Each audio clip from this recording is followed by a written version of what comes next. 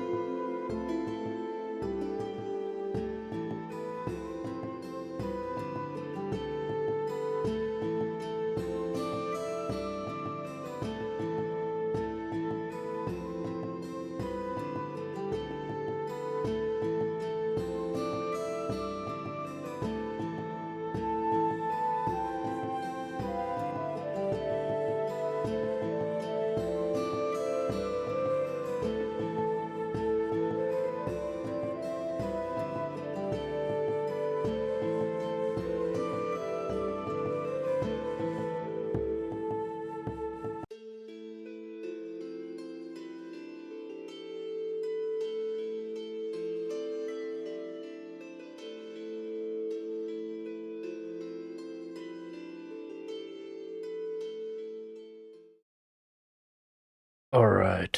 Hello. We're jumping right into it. How is everyone? First stream of 2025. Yay.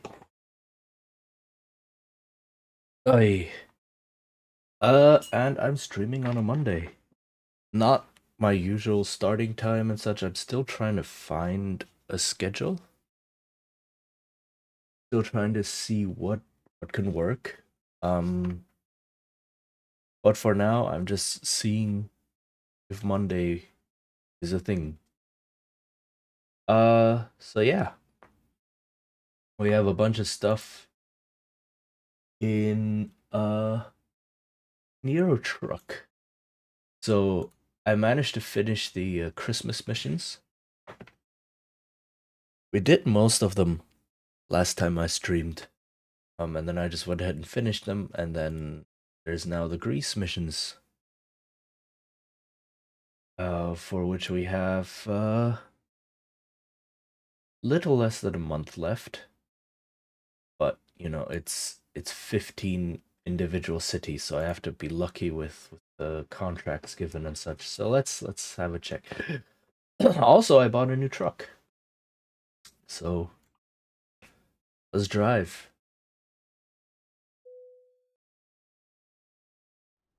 Okay.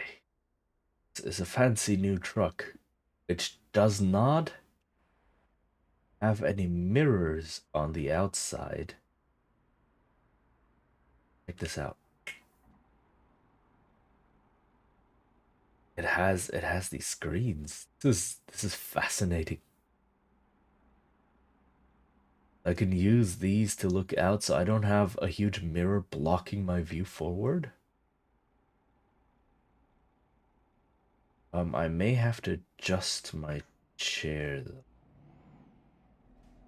Also, the interface is a lot more digital. I have to get used to that. Um, There's the navigator screen right here. This is exciting. Okay. How do I set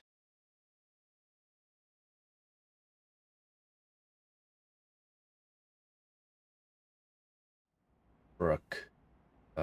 Somewhere here. Toggle UI mirror. Vehicle adjustments. There we go. Adjust seat.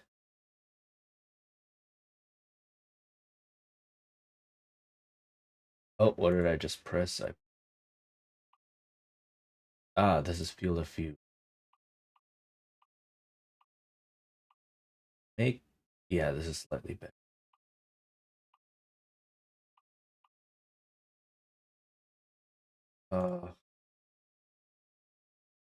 A lot that I can adjust.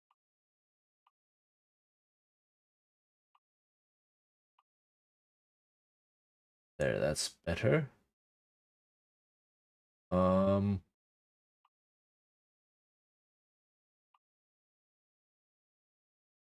all right, let's go with that. Lights.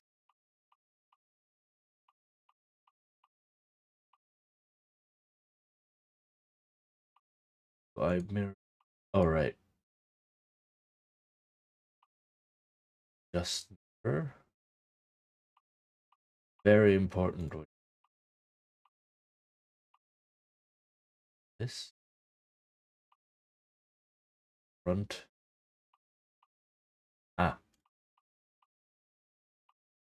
Side mirror. That one. Right.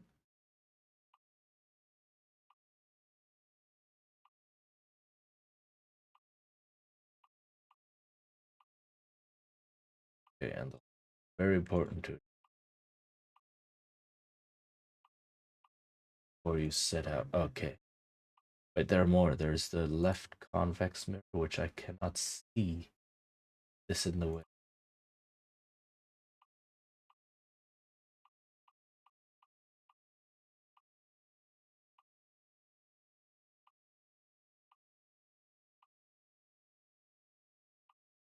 Okay.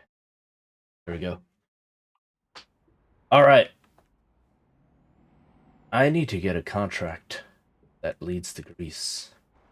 So we're probably going to start out with a really long one. Jobs, external contracts. Uh,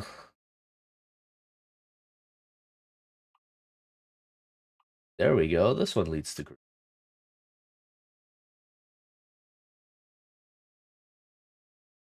Hmm.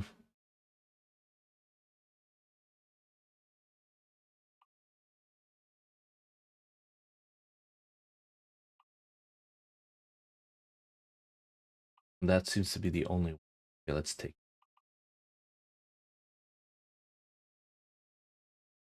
All right. If I want some music, I might want some music. Hmm. Music to have. Go with um this stuff.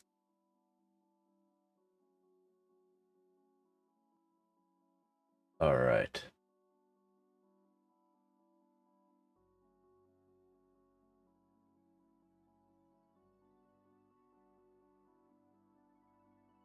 Okay.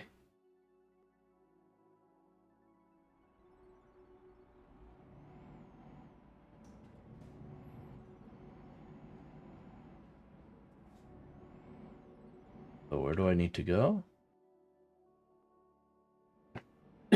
Over there. All right. All right, exciting. I'm in my new truck. Woohoo. Let's go.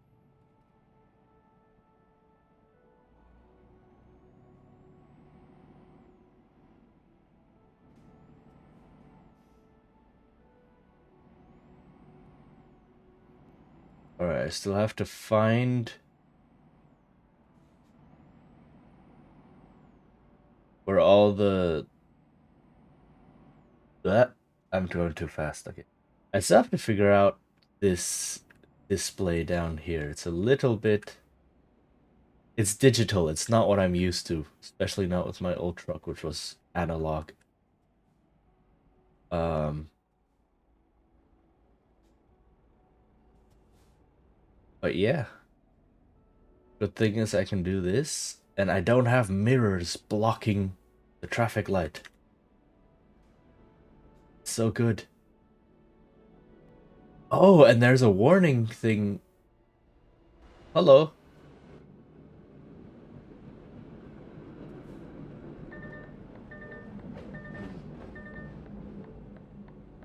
Oh, this truck is so high tech. Oh my goodness.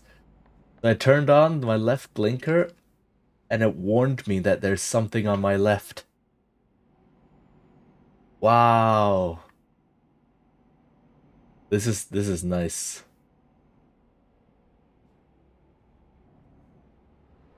This is modern. I love it.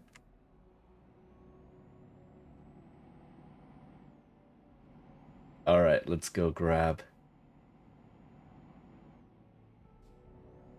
our cargo and then drive long distance to Greece. That was literally the longest distance job that was available.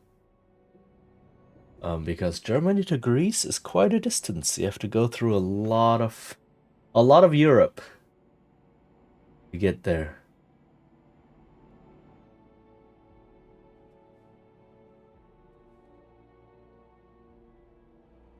Okay.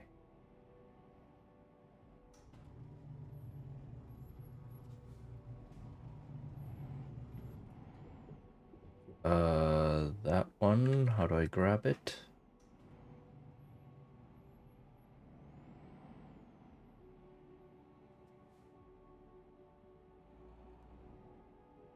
But yes, so far I hope everyone has had a good start into their year.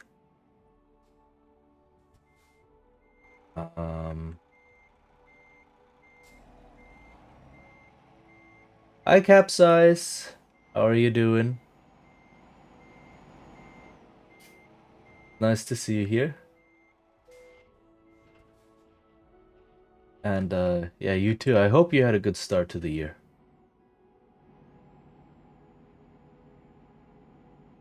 And that the new year so far has been treating you well. Isekai driver. Time to isekai some people. Exactly. I am the truck-kun.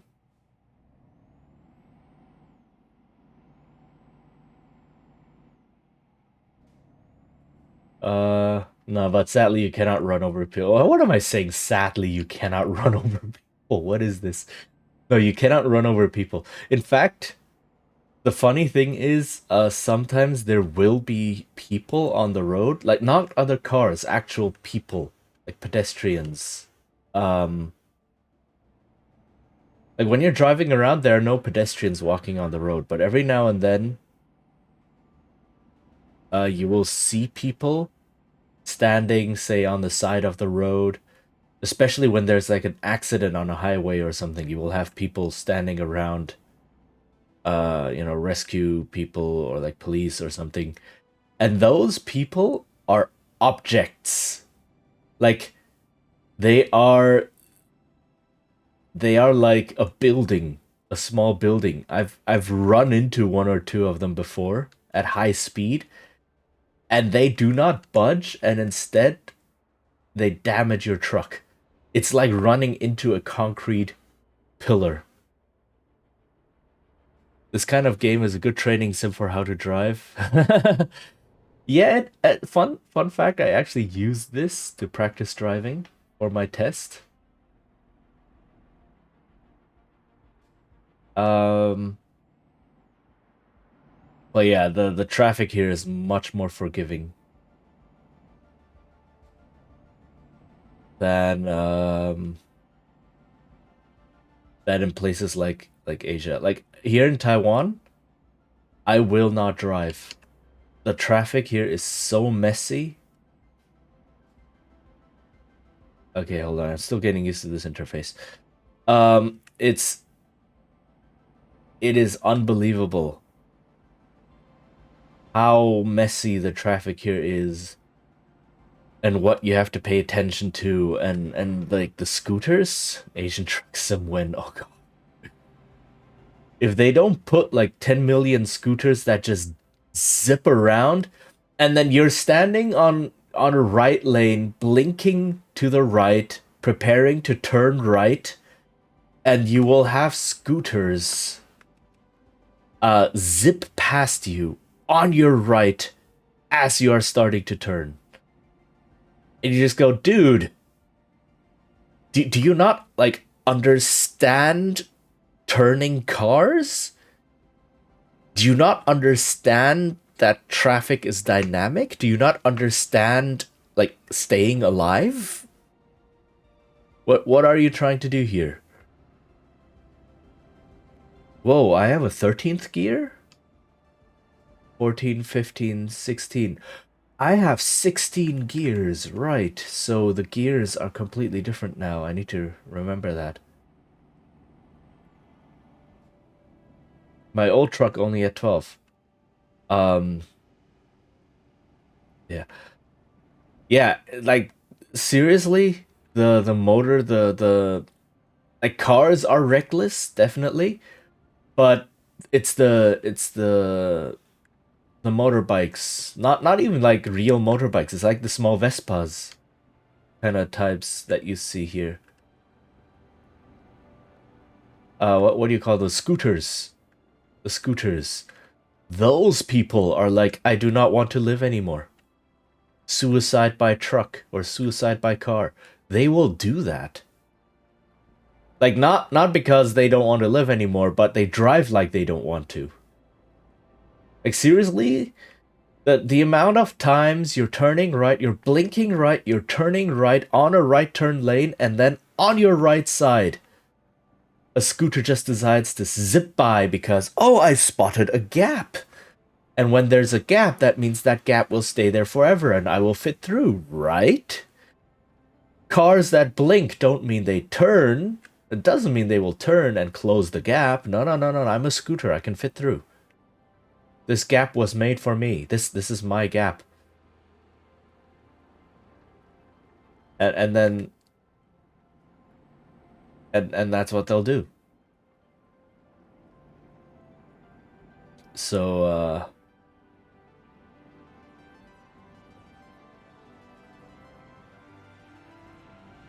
yeah, it's nuts. Pin the blame on you and send and claim insurance, get bad record, they get the money. It's not even that. Like it's not insurance scammers. Though those definitely exist here as well. Which is why I keep telling my mom to get dash cams and she just refuses. Um but like it's just it's also the driver's license test here in Taiwan and in probably a lot of like Southeast Asian countries and such is just they don't teach you traffic. They teach you vehicle control and that's it. They do not teach you traffic. And anyone who's driven a car before or a scooter or anything like that will know vehicle control is easy. Like vehicle control, how much your car turns, how fast it accelerates and such, you can learn that in a week, maybe two, right? You learn that in a week or two, you practice a bit for a month, and then you feel secure controlling your car. Done. the difficult thing about driving is everybody else on the road. It's traffic. That's the difficult thing. And it's not taught here. I took which they thought you this when you're still at school. Yeah, exactly. Like I took a driver's license exam here in Taiwan when I was 19, and then much later when I was like 30, I took it in Germany. 30 or 31, something like that. Um and holy heck, like the tests in Germany, I've talked about this a bit, but they take you out and you have to, like, from day one, you're out on the streets during practice, during learning, and the test is they take you out and they test you on, like, can you obey all the traffic rules and laws? Can you handle traffic situations, right? And because you're out on the street, sure, you have uh the I am learning kind of signage on the car, but still you are in traffic, right? So you have to know what to do. Um and they test you on that. The way you fail is not by failing to control your vehicle, it's by failing to obey traffic laws. Um and in Taiwan, it's all just done on a parking lot. All of it. Like you're on a parking lot and the thing they teach you is, okay, this is how you parallel park. This is how you backwards park. This is how you go forwards and backwards into an S curve. And this is how you drive in a straight line. And that's it. They have a course set up. Right? It's a parking lot with a specific course set up, and all you do during driving training is just you run this course again and again and again and again. And then you do that for like 3 months. And then the test isn't even like no one's in the car with you, really. The test is just, can you do these maneuvers? And if you drive onto the line, like if you're parallel parking and you drive onto the line, which has pressure sensors in it, an alarm goes off and you fail. That's what they test you on. And then you get like, okay, you know how to control your vehicle now. Let's go out in traffic. Good luck. So no one understands how traffic works. So scooter drivers over here are just like, oh, there's a gap I can go through. And they don't understand that a car that's blinking wants to turn. And when they turn, that means the gap they're turning into will disappear. Like they don't have that thinking for some reason. And it's just, I don't understand. Like the amount of scooter deaths that we used to have was horrendously high. And then they had to make a law that scooter drivers have to wear helmets. Like that wasn't even a thing. They made it a law that they have to wear helmets, and there was a huge amount of resistance toward it. Like people didn't want to wear helmets. Um, so yeah. And they have to practice, like the thing they teach you here is not, it's very backward thinking. It's like they don't teach drivers how to drive properly and watch for pedestrians. They have to teach pedestrians how to walk defensively and avoid cars. Which, yes, is always a good thing to do, but they have to do that here excessively because cars are so dangerous and car drivers are not taught to watch for pedestrians. Um, you should see scooter drivers here in PH. Oh, I can imagine. I can imagine. A bit entitled and blame you when they're the cause of incident. Yeah, yeah, yeah. Yes, exactly. They teach pedestrians how to be like Frogger. It's nuts.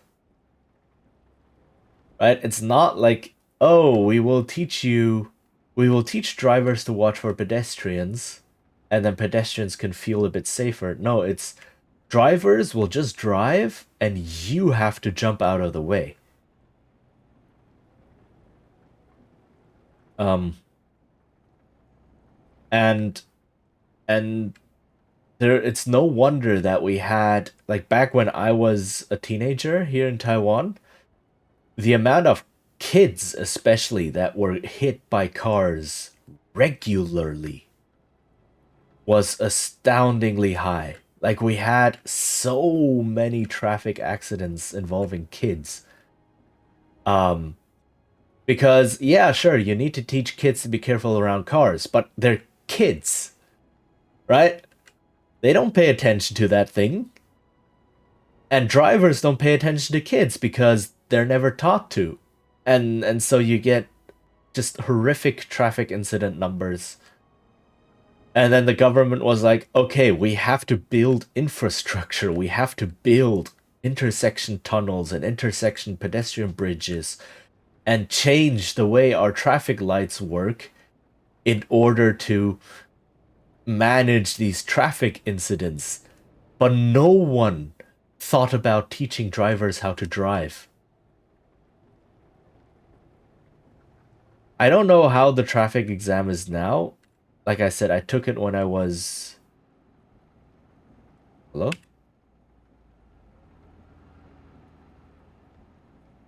Why is my. Okay. Um, I took it when I was 19. That was like almost 20 years ago. Um, maybe, hopefully, it's changed for the better, but I don't think so. Right? Government is just like, oh, let's build all of these things.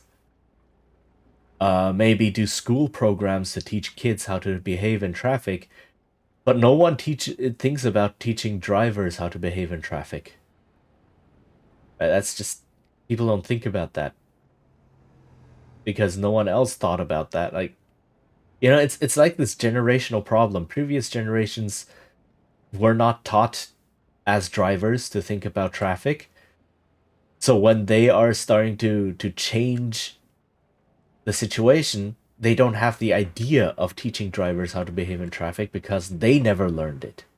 Right? It's this massive blind spot that just keeps persisting because they can't think of it. Um, they are, however, changing traffic laws, which is a band-aid, really. So before that, before, like, when I first moved here, what was that sound? I don't know what that was. Um, but yeah, right around when I moved here, uh, a year and a half ago ish, they introduced a new traffic law. Oh, let me go through here. Ah, okay.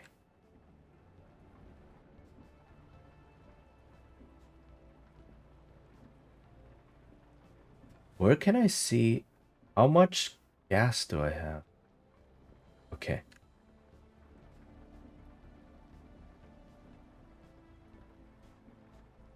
Hold on. I'm doing some shenanigans right now. Um, but they introduced a new traffic law. So before that, zebra crossings, pedestrian crossings, right? Didn't mean anything. They were just funny lines on the road. A lot of lines are just funny lines on the road. Um, and then they introduced a law saying, oh, pedestrians crossing on official crossings have priority and cars need to keep a distance of at least 3 meters. Dude, can you not see that I am here? Okay. Um, and all of a sudden, drivers had to start paying attention to pedestrians, which they didn't have to before. So effectively, you're teaching these people how to drive by introducing really harsh laws. Um,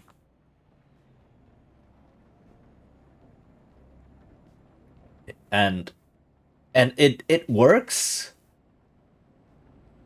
But at the same time, it's like these are these are band-aids, right? Why not just like uh mandate that driving exams have to be better? Right? The government is the one handing out driver's licenses, so they can mandate what to put on the test, right? So it's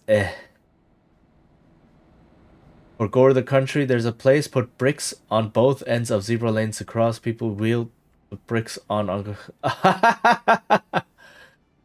Dang, that's effective.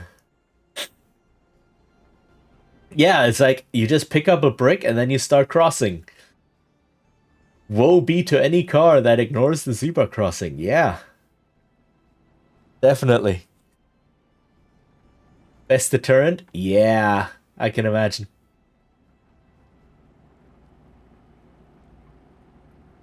I mean, we're not here yet, and you can see the government is doing a lot to fix up roads and make them safer for pedestrians and such. Um, so like they're definitely doing things, but I still think like you have to nip this problem in the bud. I'm a very large proponent for proper education in this regard, and that includes the drivers, right? Drivers are traffic. Pedestrians don't cause traffic. It's all cars. Cars are traffic. And so you need to teach the people who are traffic, not who cause traffic or who are in traffic. No, no, no. Cars are traffic, so drivers are traffic. So teach the people who are traffic how it should work to keep everyone safe. Right? Um it's also this idea like whenever you're stuck in traffic, no, you're not stuck in traffic. You are traffic. Um Oh wait, what? Are my lights not on?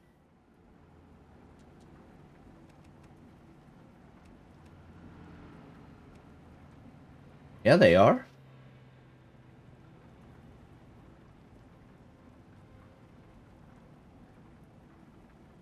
What the heck? What did I just get slapped with? Headlight usage offense? I think any place change policy slowly, else there would be protest. There's always gonna be protest. Like when seatbelts were introduced, there was protest. When you couldn't drink and drive anymore, there was protest. There's always gonna be protest, but at some point, like you just have to say, no, we have to do this, otherwise people are gonna die. Right? Protests be damned. Um, like there's still videos on YouTube of people being interviewed. I think it was in the US when they introduced the law that you could no longer drink and drive. And basically everyone they interviewed was saying, "Oh, this law is dumb. I'm not gonna follow this law. I just like to have, an evening beer or two, and then I need to drive home." It's like people were just drinking and driving was just a thing people did. And the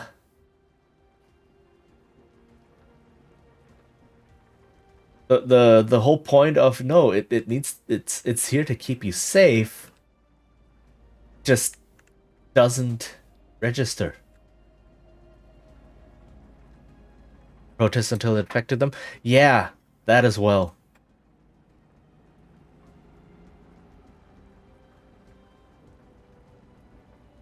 That is definitely. Ow, I wasn't watching the road. Um, I wasn't. Yeah, but that is definitely a thing. A lot of people are like, yeah, no, I'm doing fine. Screw other people. There's too many people like that. Which is how we're getting the problems we're in.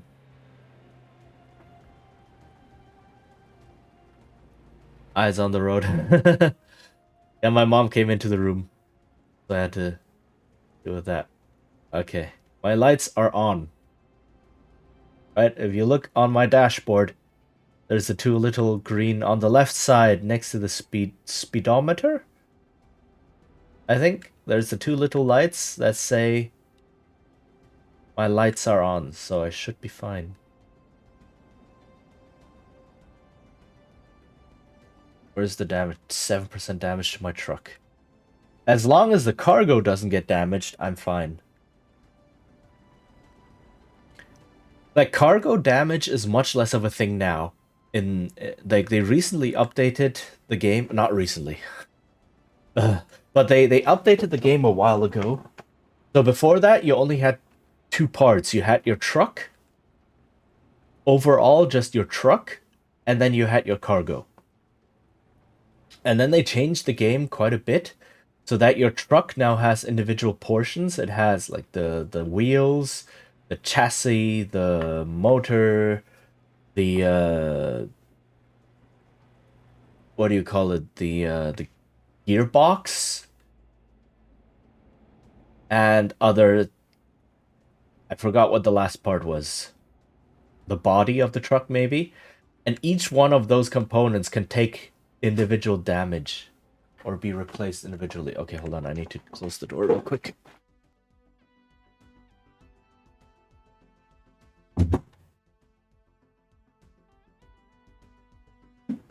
Right.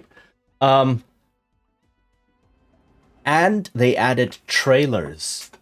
So before you could only buy your own trucks, which is already cool, but now you can buy your own trailers as well.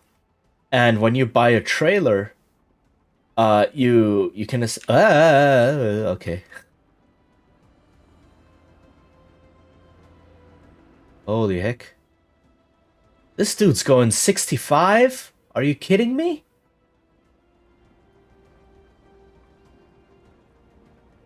All right.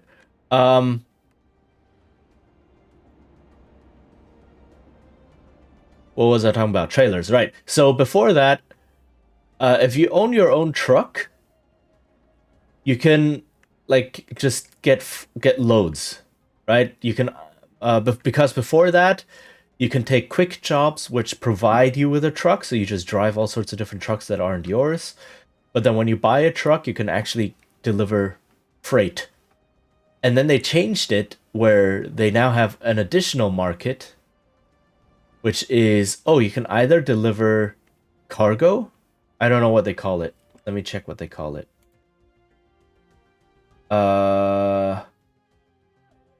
Freight and cargo, I believe. Yeah. So freight is already packaged in a trailer, and you go there with your truck and just grab the trailer and go. Or they have cargo, where you need your own trailer and then you go there with your own trailer, and it has to be an appropriate trailer, right? It has to have like cooling. If it's cargo that needs cooling, or if it's a liquid cargo, it needs to be a liquid container trailer and such. And then you load up the cargo and go. So that means that the trailer is now an independent thing and can take damage, right? So right here, my truck has 7% damage, and my trailer has 1% damage, and the cargo has 0. Well, I need to turn the music down a little bit. It's a little bit invasive. Okay. So when something hits your trailer, the trailer will take damage first. Oh, I think I blocked that just now. Kinda, yeah. You can kind of see it behind me. This window. But yeah, so the trailer will take damage first. Before that, if you hit anything with your trailer, the cargo would take damage. And now the cargo is more secure. And you don't want the cargo to take damage because that cuts into your profits. if you deliver damaged cargo, obviously, you don't get paid as much. But if the trailer gets damaged and it's not yours, it just happens. And so that's... Raiding party! Oh, hey! You must gather your party before venturing forth. Cornea! Hi! Hi! How are you doing? Okay, that was a bit loud. Ooh, you were playing Tetris? Is that the Tetris thing? Hello from below. Hello. Was doing Tetris, right? Welcome, welcome, Raiders. Hi, welcome, Tetromi. That's a very fitting name. The thing that Mooney and I do. Okay, nice, nice, nice. Is that the competitive Tetris thing where you can drop blocks onto other people's fields and such?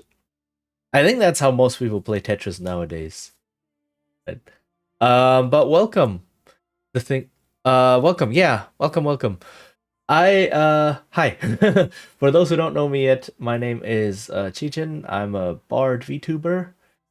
And usually I do a lot of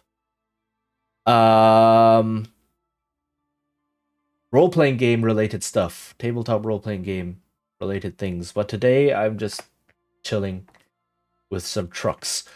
Nia works too? Okay. Okay, I'll keep that in mind. Nia. He was just doing sprint. I mean, that's been a thing for 30 years. Okay. I am not versed in Tetris at all. I suck at it. I only see that it pops up every now and then. And I find it very exciting and it looks really cool. And it's like, wouldn't it be nice to be good at this game? But yeah. So I have no idea. I only know it exists. Trying to get 40 lines cleared in under 90 seconds. Oh, okay, okay, okay. Dang. Nice. Did you succeed then? I hope, or I hope you at least got close. But yeah, welcome everyone. Go follow Fornea as well. Yeah. Thoughts? Yeah. I hope the new year's been treating you well. As a big Tetris head, I enjoy the mode where you're competing for score better than the mode where you're trying to kill each other with line clears. Ah, okay. Updated my journal. Had some close ones. My best is 131 for. Oh, that is really close though. Dang, good job. You'll get there. That is, yeah, no. Definitely really, really close.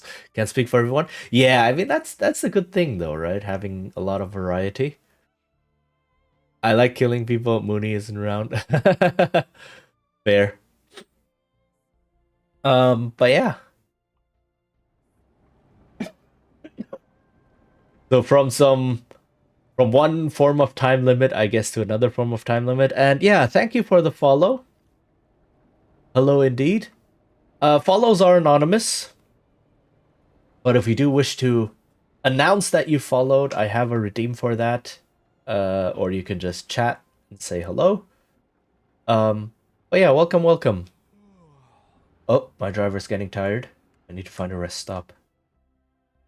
Uh-oh. I just passed a rest stop. I am so smart. Hold on. Let's go here. Okay. Just followed. Hello. Thank you for the follow, Tommy. Sass03? Is that how it's said? Please correct me. Welcome to the guild. Yeah, we're just doing some trucking right now. The Grease DLC just recently came out for this game. So they added Grease down here to the map. And no problem, and it's read SAS. Okay. SAS. So Tommy, just Tommy or Tommy SAS? maybe. But yeah, they added Greece, so they have a mission going on where you have to do deliveries to Tommy is good. Okay, good to know. Yeah, where you have to do deliveries to Greek cities, and then it's you get rewarded for doing that. So we're driving to Greece right now, all the way from Germany to Greece. So it's a long one. But that's where I started out in. Still haven't done the Christmas event. I'm behind. Ooh, yeah. You might want to get on it. I think the Christmas event ends in a couple of days. Oh, but yeah, welcome. Uh-oh, I was too fast. Must have been just at the tail end of that speed limit. Dang. Um, but yeah, I like the Christmas event because I like the Christmas map. It's basically you have to deliver to or from the special Christmas map that they have, and that place is beautiful. Awkward Pain, hello. How goes? How are you? How's the new year been for you? I hope it's been okay. Um, but yeah, it's basically this very snowed in place, and it's very much very Christmassy. Like you get a small Christmas train going everywhere. Uh, Interesting. You let people pass you? I hadn't considered that. I'm so used to trying to run people off the road when I see them coming up. Oh. uh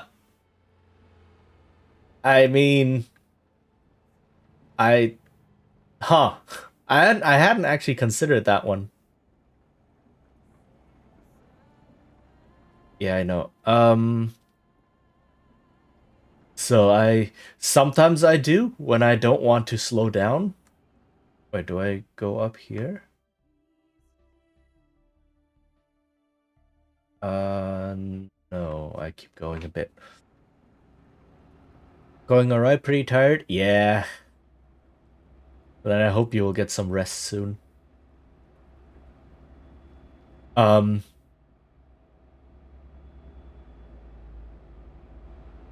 but mostly, I don't know. I just try to avoid collisions because the AI is not quite smart enough, hello, to avoid you on time, I think. So,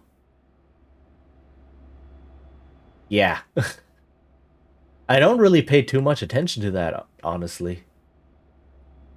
Like sometimes I just don't see people and I just drive and I guess I run them off the road that way.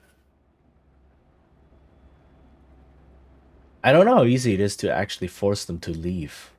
Like if I come up like this, is this person actually gonna switch lanes? Nope. So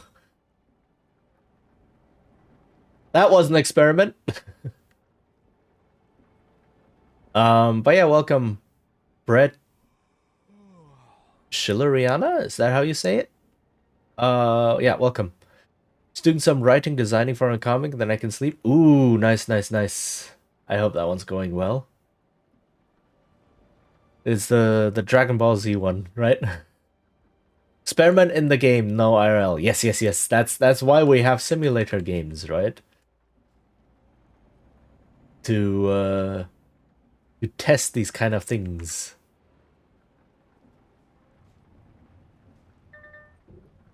Oh, little bit stuck. That's okay. Um,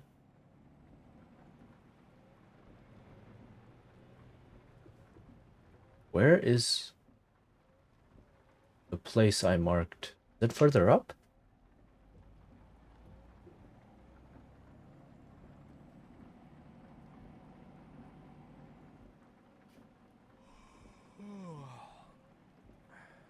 It's up here. Okay. I had done that comic in the past, shelved it because I'm working on a collab project. Ah, okay, okay, nice. I need to fix my truck up already. Right. What is this? Engine, transmission, chassis, cabin, and wheels. Okay, so these are the 5 components that can take damage. And then I need to rest. Can I do that here with a trailer?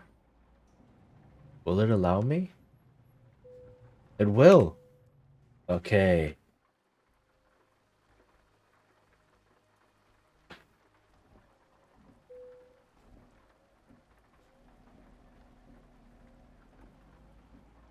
All right, time to continue.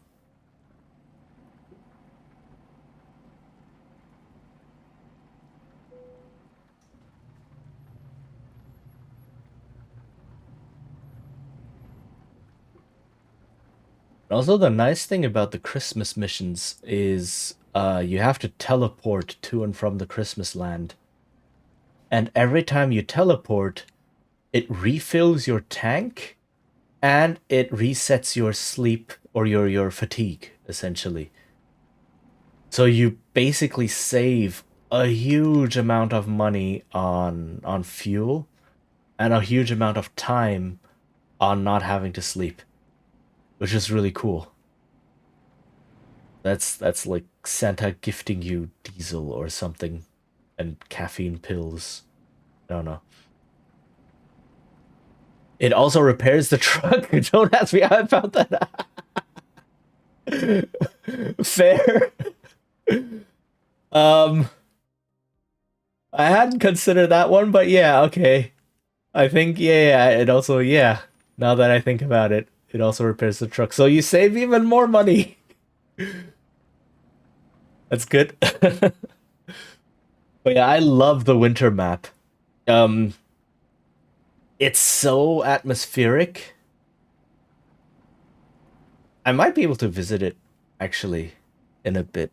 If I like, I already did all of the Christmas missions, but I can accept some more. The event is still running. Uh, it's called right of way. That means I'm right. Exactly. Not wrong of way.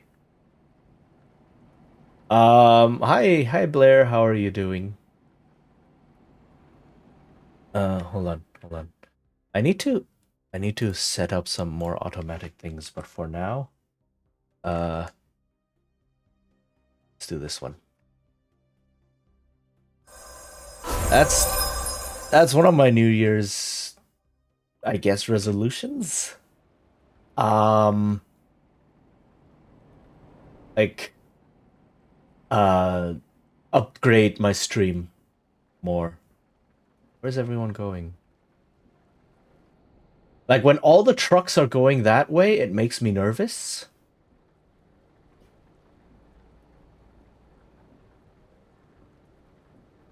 Sales point?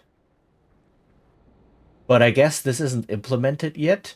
Like, I know they have weighing stations in American Truck Simulator, right? Where you have to, at some points, you have to go to stations that weigh your truck. And if you don't, you get fined. And they also have these kind of stations, like they put them on the map in this game. But I don't think they do anything. They're just kind of there.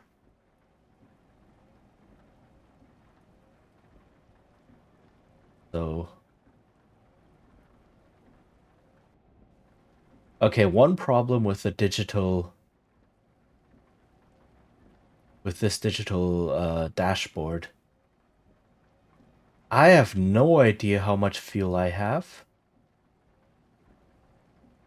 Um oh, I can go 90.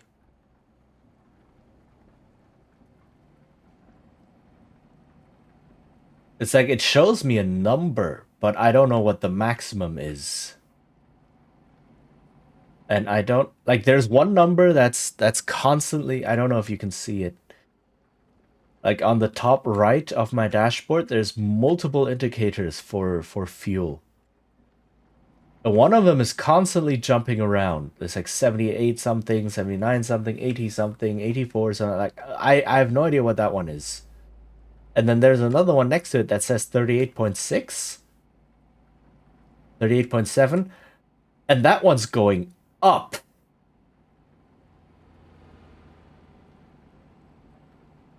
Current fuel, I'm guessing as well.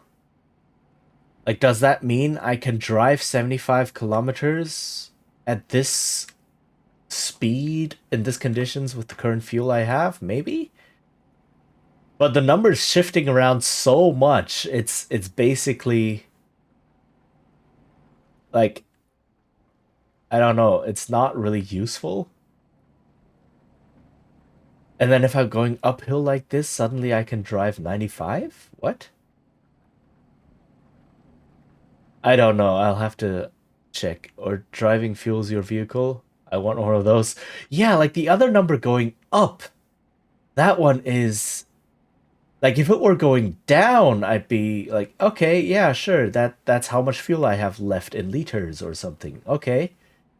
But it's going up? What are you trying to tell me here? What is this? And if I open this interface, it says I'm at half fuel.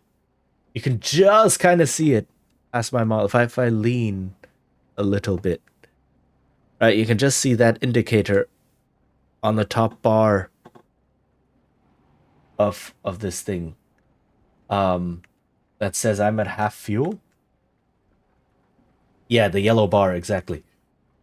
Maybe your truck is making its own fuel? Wouldn't that be awesome?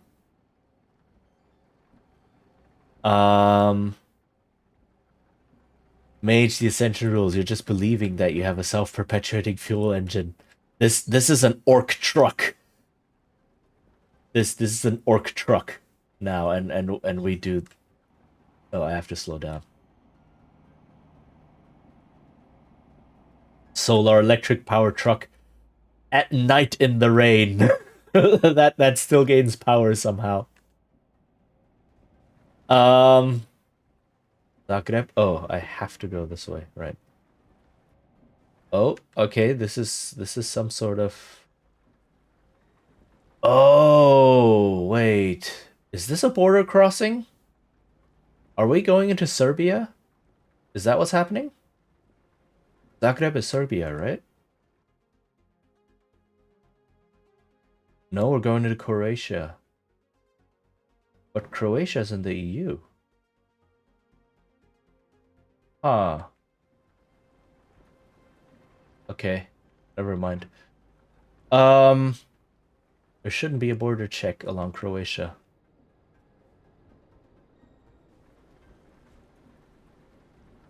So yeah, I don't know what those numbers are, and I don't.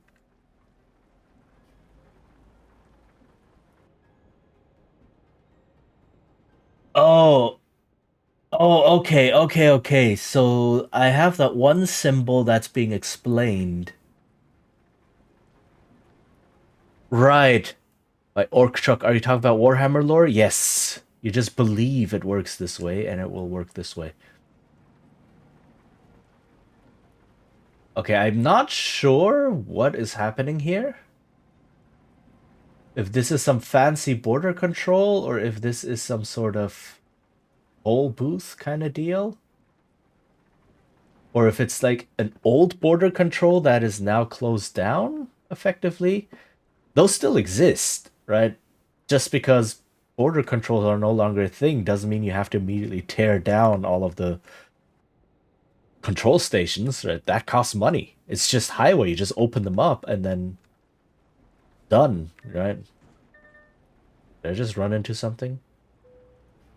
Oh.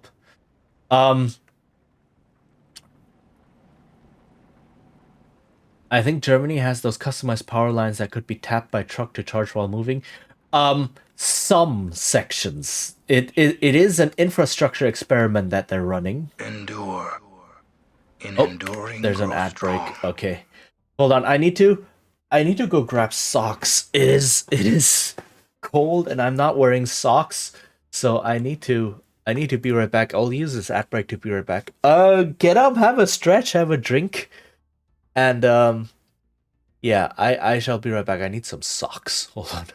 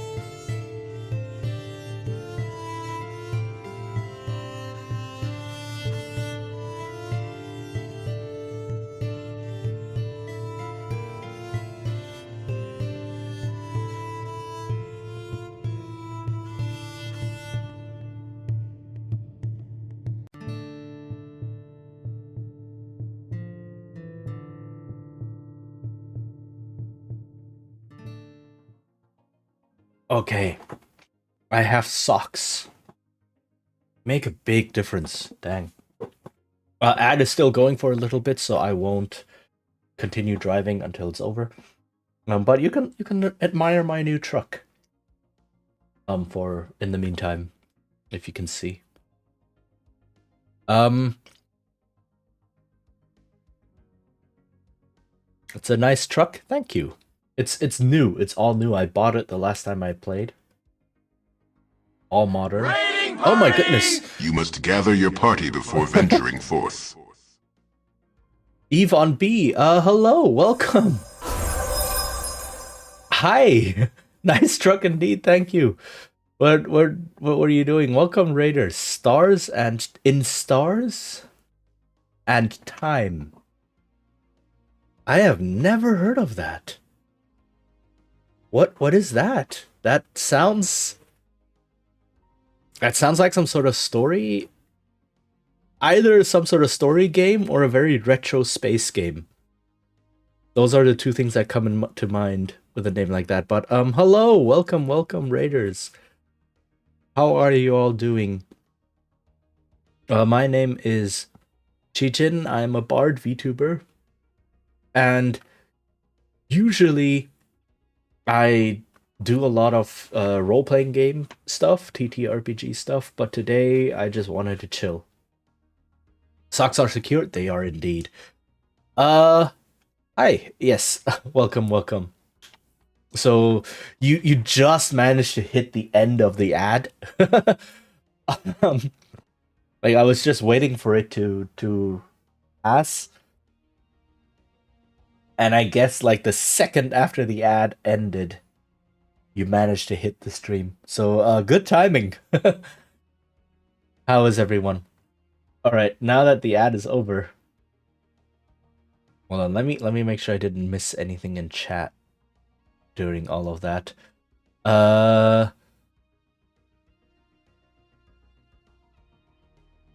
Okay. Nice. Yeah. All right. Yeah, we were talking about truck lore, I guess. There we go. So, These. Oh yeah, like my. Hold on, I'm not used to this truck yet. It's all new. So, um, we're talking about fuel and these fuel indicators. So, the leftmost symbol is explained as liters per kilometer. So, yeah, now when I'm not accelerating, it's at 0. Now when I'm standing still, it's at 1.8. Okay. I guess. Why is there a traffic jam here? Holy heck. Right, so you can kind of see all the way at the edge, it gets indicated as liters per kilometer. So, so that solves that one. So it is fuel economy. But the other indicator, I still don't know what that is. I still don't know why the number is going up instead of down.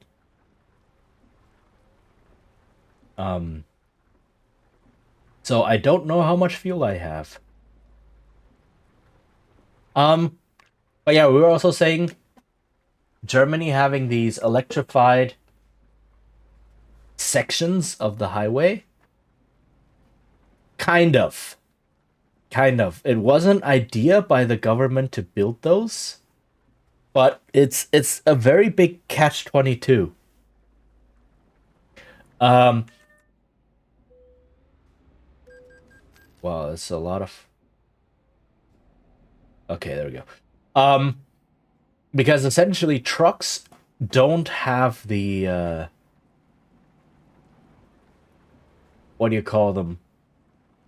They're not upgraded yet to take advantage of these cables. So what they did was what the government did is they on the rightmost lane of a highway, and they picked the highway like between something like Frankfurt and Cologne, which are two massive cities and they have a lot of truck traffic going between them. So it would make sense to pick that section. So on the rightmost lane of that, they put cables above the highway, kind of like a trolley car or streetcar, that kind of deal.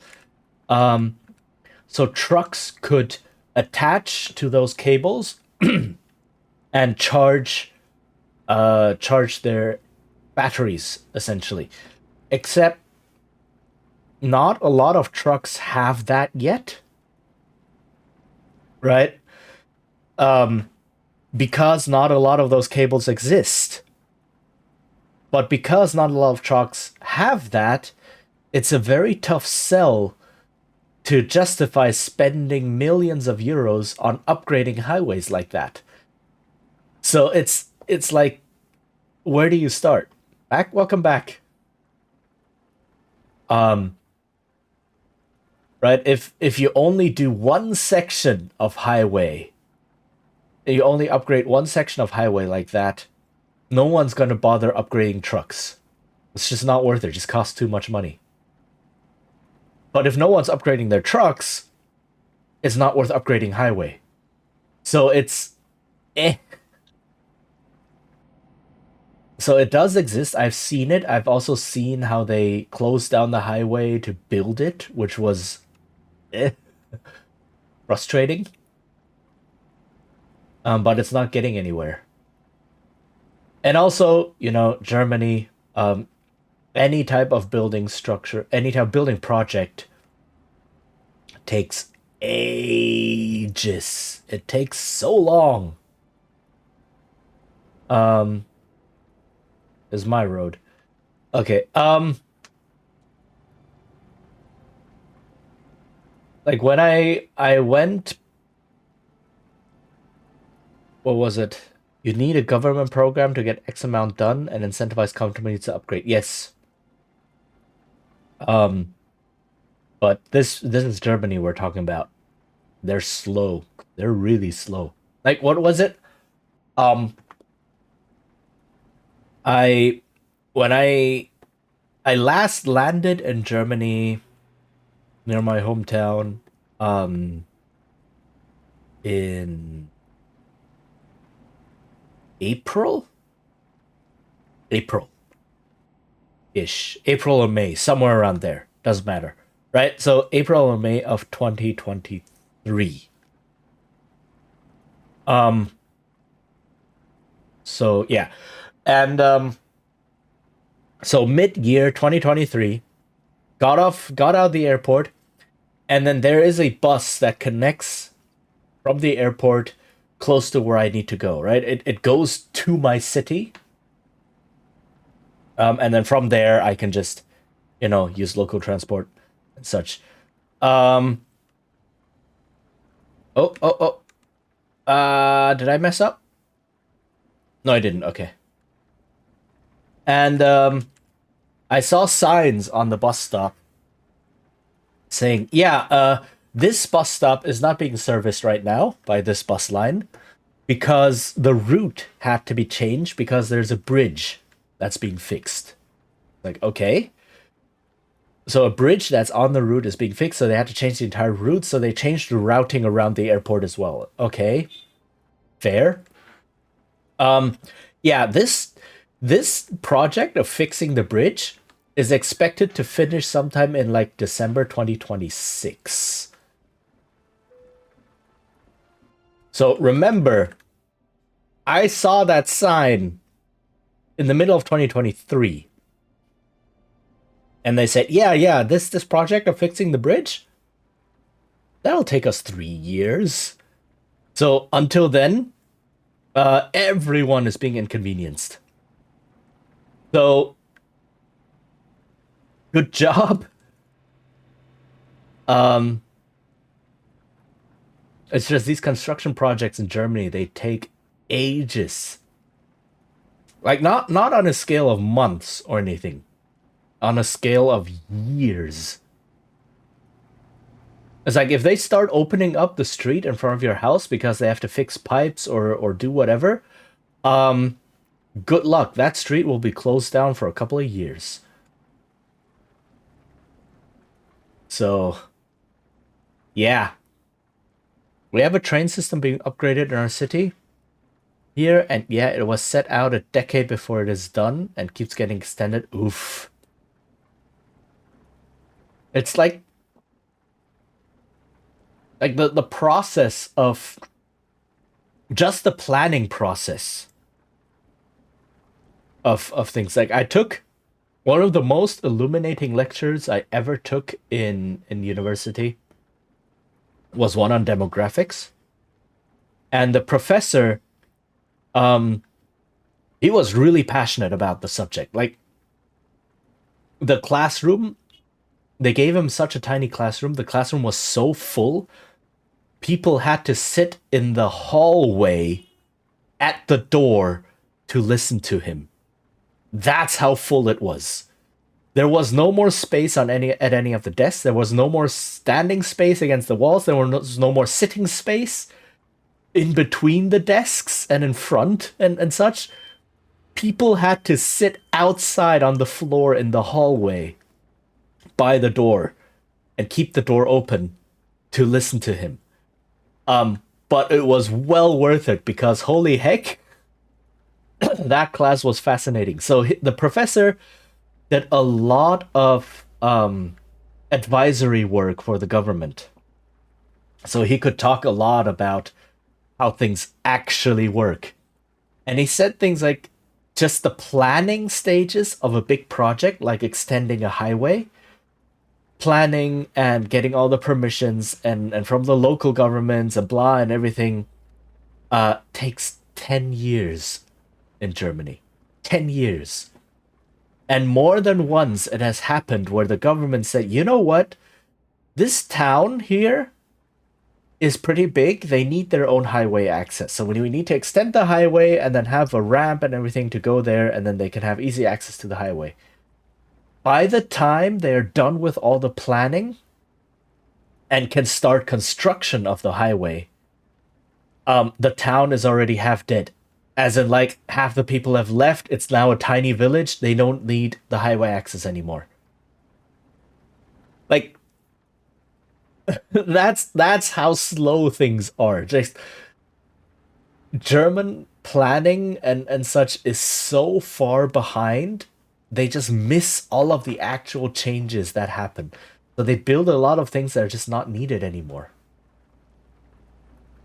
Or things that are needed right now never get fixed, never get built because they still need to plan for 10 years.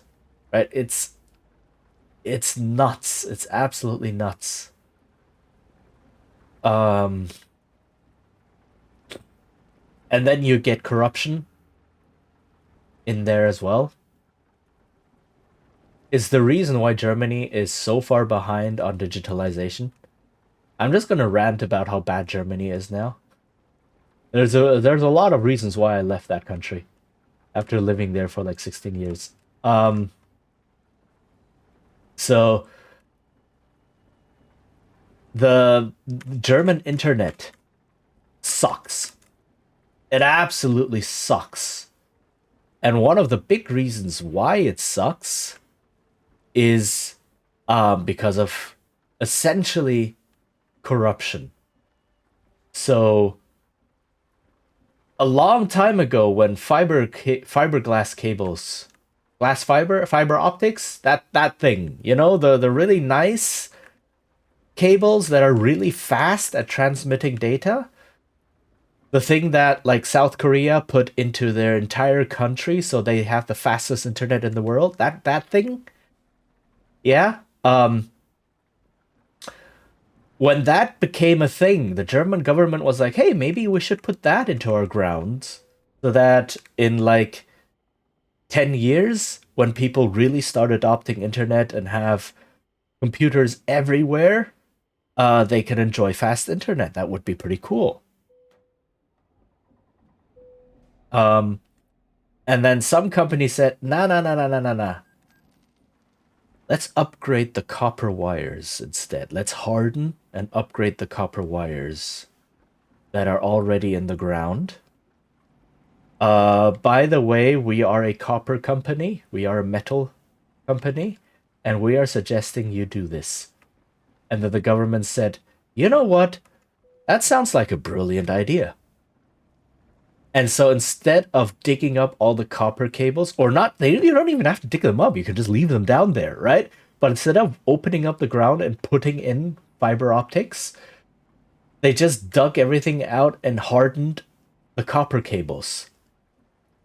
And copper cables have limits, right? There's only so much data they can transmit, and it's a lot lower than fiber optics. So internet in Germany is crap. It's really crap. And it's expensive as heck because there's no alternative.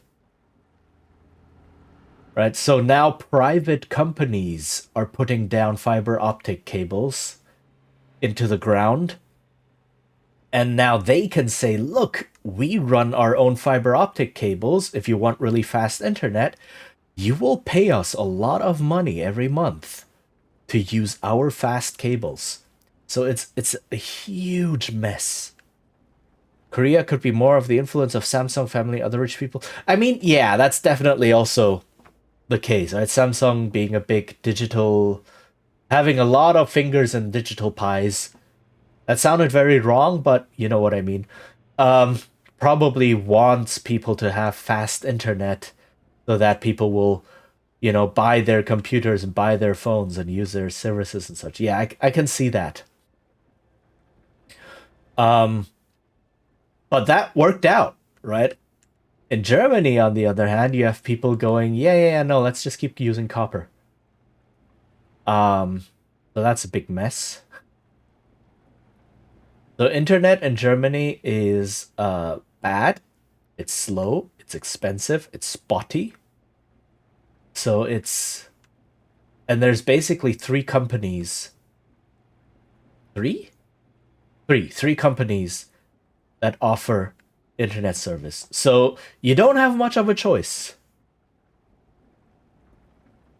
Yeah. It sucks. Like, there's not much to say.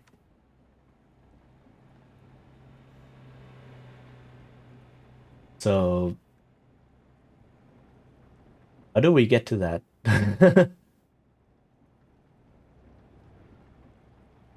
Okay, I am now completely confused. I just filled up my tank, right? I just filled up my tank with diesel. And the number on that one indicator for gas didn't change.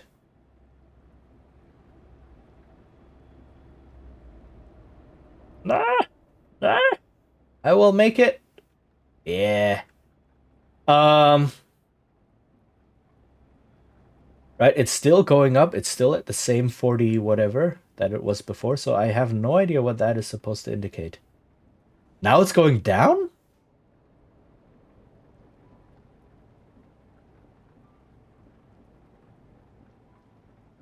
What is happening here? This is so confusing. Yeah, now the number is going down. What?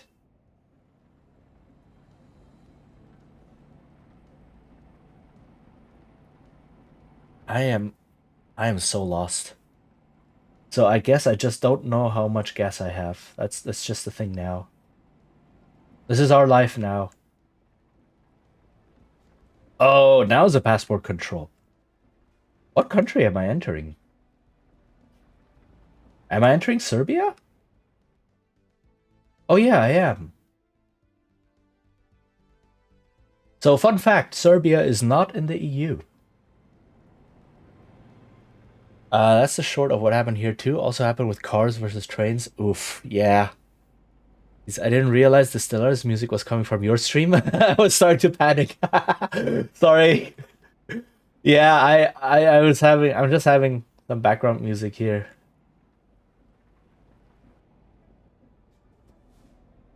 Because there is no real background music in this game, not while you're driving. Like you can turn on actual real radio, but I don't want to do that on stream because then they will play actual radio music and then my stream will get murdered by Twitch. Um, so like I just noticed it. Oof.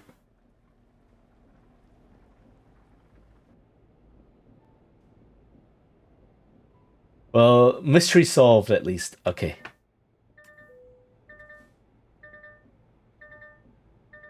Yeah, I know. Okay. But yeah, I get that sometimes as well. I just have a stream on in the background and then suddenly I'm like, what is that voice? Who's talking?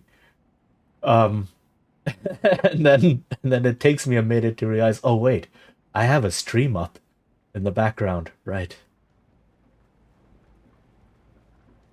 I have low enough that and no headphones I didn't even hear the music. Oh. I guess it is a bit low. And also I have ducking on, so that is also a thing. Um but yeah, the cars versus trains thing in Germany is also like a lot of Germans are very much in love with their cars, and the whole narrative of cars means freedom is a big thing. It goes so far as people saying no speed limit means freedom. So like there's been a lot of discussion on introducing speed limits to German highways because no, speed limits keep people safe. Um and a lot of the pushback is on, yeah, but drivers want their freedom. So that's uh, so it's a very like the car lobby in Germany is big and powerful. Um and just like in most other or just like in most other places, a lot of politicians in Germany are bought by big companies. So Oh, hey, Rhubarb Pie Art. Hello. Welcome, welcome. How are you doing? I hope you're having a good start to the year. Hold on.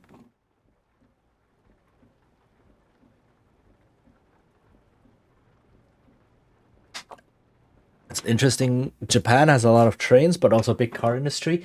Um, so I'm good. Hope you're well too. I am. I'm still a bit sick, but it's mellowing down. I hope the worst is over. Okay, what is this check? Is this yet another passport check?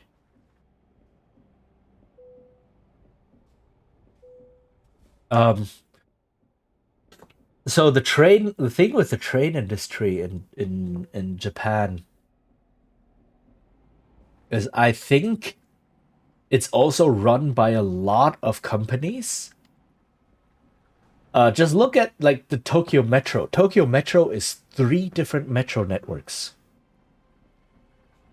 Taking the metro in Tokyo, well, I have to blow my nose real quick.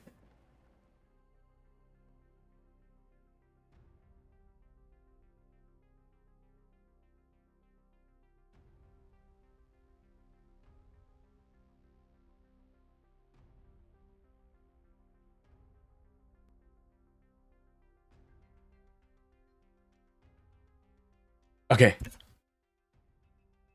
about that. Oh yeah, Rupam, if you know more insider info, please do fill us in. Like I only know a little bit, and I only know things I hear and from my couple of visits of Japan. But like taking the metro in Tokyo is absolute pain. It is so much pain. Because it's run by 3 different companies.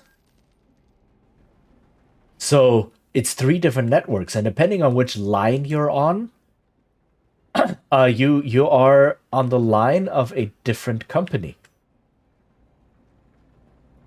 right? So you have to get out. Like at certain stations, you have to exit the line you're on, like get off the train, exit essentially the ticket control, enter a new ticket control, and then take the train of another line that belongs to a different company. Like at some point when we were going from inner Tokyo, like Ueno, I think Ueno to Haneda Airport, uh, we had to change and buy new tickets at some stop because like the metro network was just is splintered. Big car industry is a remnant from our World War II tank production industry being demilitarized. Oh, right. That makes a lot of sense. That's like Mitsubishi. Mitsubishi very famously made fighter planes in World War II, and then after it was demilitarized, it's like okay, we're now making cars and pens and air conditioners. And now they're making fighter jets again. Oh, hooray. Uh, oh, man. Mitsubishi's a big example, yeah. A lot of German car industries, World War Two, World War Two. Yes, yes. A lot of German industry. A lot of like paint and dye producers. They were producers of chemical weapons. Fun fact. Not so fun fact. The big like chemical giants, Bayer, for example. Yeah, they got their start in the World War, in the big war, right? Um, Volkswagen very famously got a big boost by the Nazi Party.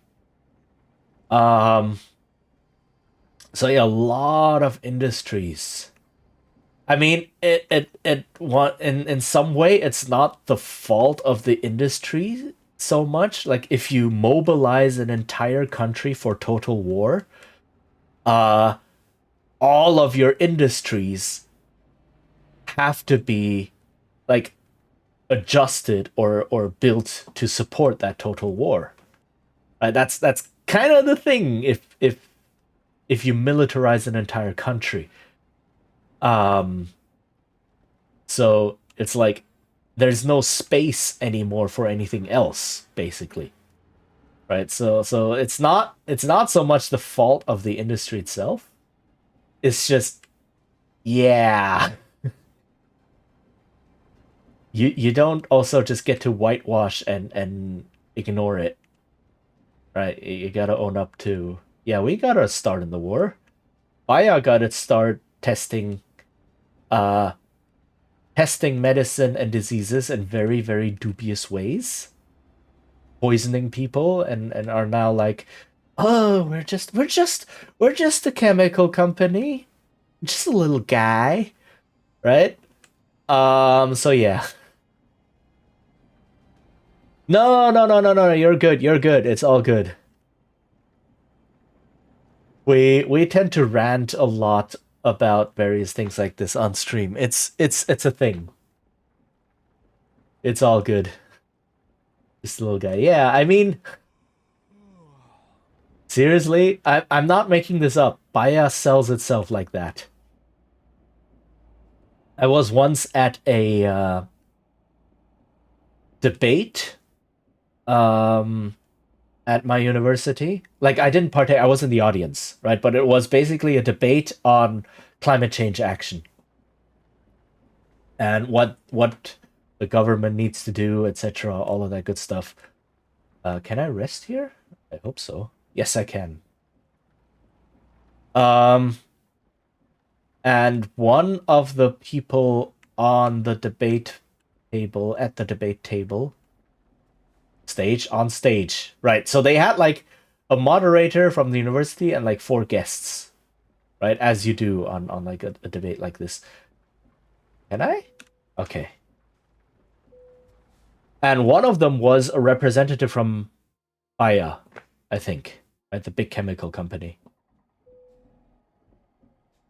And at some point, right, because Bayer and this was at a university, right? They used it at a university lecture hall. They advertised it throughout the university. So a lot of people who went there are A, interested, and B, students. Students who are usually very politically active and well informed and generally more left leaning, right? As is the case for students. Let me just grab this one real quick. I'm already past that, am I not? So, oh, hello. I am making a big mess. Hold on. Hold on. Yeah. I'm making a huge mess. I need to U-turn real quick. You would hope. Yeah, you would hope. I mean, there are right-leaning students, and especially in Germany, fraternities are extremely conservative. Like, holy heck, conservative. A lot of them, as well, got their start under our dear leader. Oh, I have caused a big problem. Oh. Okay. Screw this. All right. I'm a truck. I can do this. All right.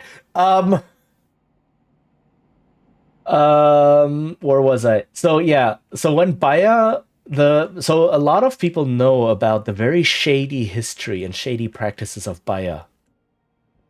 Of course, it never came up at the debate, and obviously the representative from the company never mentioned it, never went into anything. But he did throw out a line.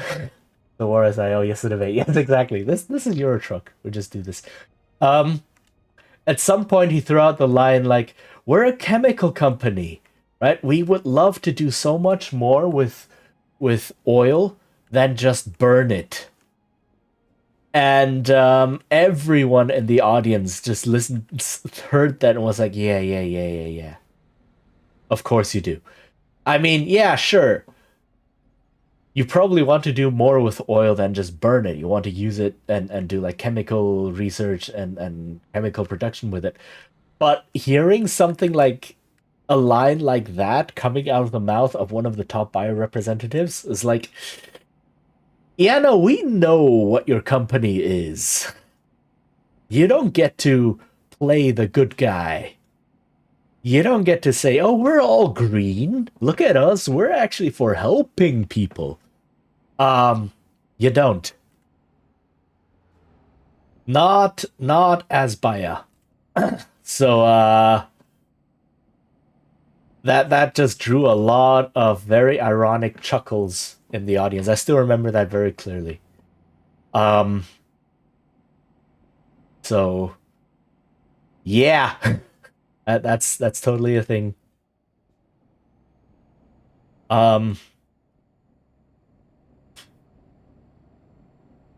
Yeah, so a lot of big companies very much got their start under no Bayer, Bayer, Bayer,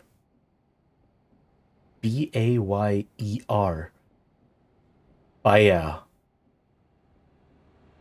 There's like four big chemical companies in the world. There's only like four of them.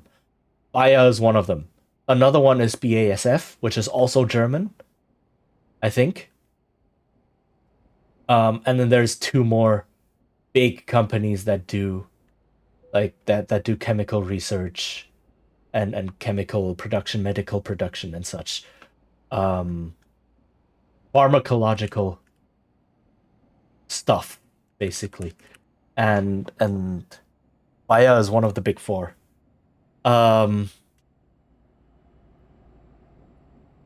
So yeah. And they're very, very shady.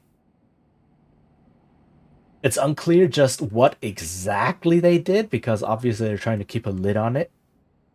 But there's a lot of reports and a lot of indications of very unethical research that they did. Like using damaging non-consensual human trials and such. So yeah. It's funny because it sounded to me like which means allegiance oath. Oh. Oh no. Yeah, they totally did. But they will never mention it. You'll never hear it from them. So, yeah. It's a thing. It's a whole thing. I grab both? I cannot.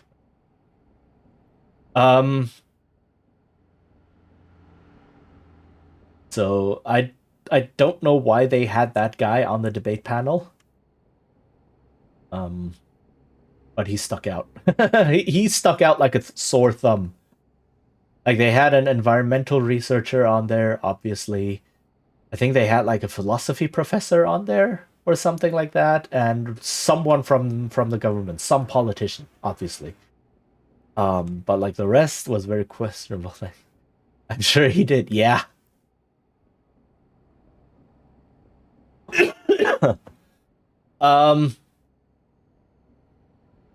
So yeah, big. Oh, the rain has stopped, and I still have my wipers on. So yeah, big companies. They're not your friends. They're definitely not your friends.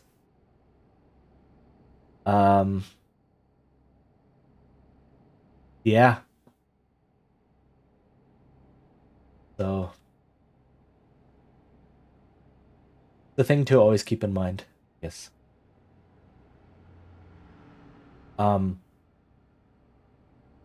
Including, and I just have to name drop them here just as a general warning PSA kind of deal. I talk about this every single stream, so I have to hit my quota. Including Hasbro Wizards, the toy slash game company that does D&D and Magic the Gathering. They're a billion-dollar corporation. They are not your friends. And they are very clearly showing that they're not your friends. So, they partnered up with another company that specializes in digital gambling games.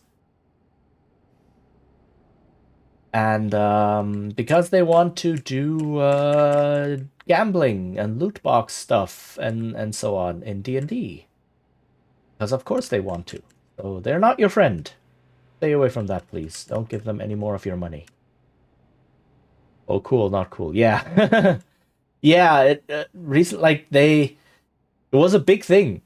Not a big thing, but like I posted about it on Blue Sky as well. Like someone else saw the announcement and clarified, yeah, this company that they partnered up with does iGaming, and iGaming essentially means digital or online gambling stuff. And Hasbro Wizards teamed up with them and like, oh, we're excited to bring you new opportunities in D&D with this new company we've partnered up with. It's like, yeah. Everything they have done so far is all about making D&D more digital, because that's where all the money is now, they believe. And because it's much easier to put in all of the shady AAA live service strategies of getting all of your money. So still play D&D, but I have just been using internet PDS over the past several years. Yeah, I mean, you can still play D&D, right? I'm not saying stop playing it. Just don't give Hasbro any more of your money, right? If you own the books, if you own PDS, if a friend has them or anything, yeah, sure, go ahead, right? If it's fun for you, if you have a good time with it, then keep playing with it, sure. Just don't buy any more books and don't give them. They will have subscription stuff coming. 110% they will have. They already are. They already have, kind of. D&D Beyond is like that. They bought D&D Beyond for like several $100 million. That's how much it's worth to them. And now they are turning it more and more into an enshittified subscription service. D&D Beyond used to be really good.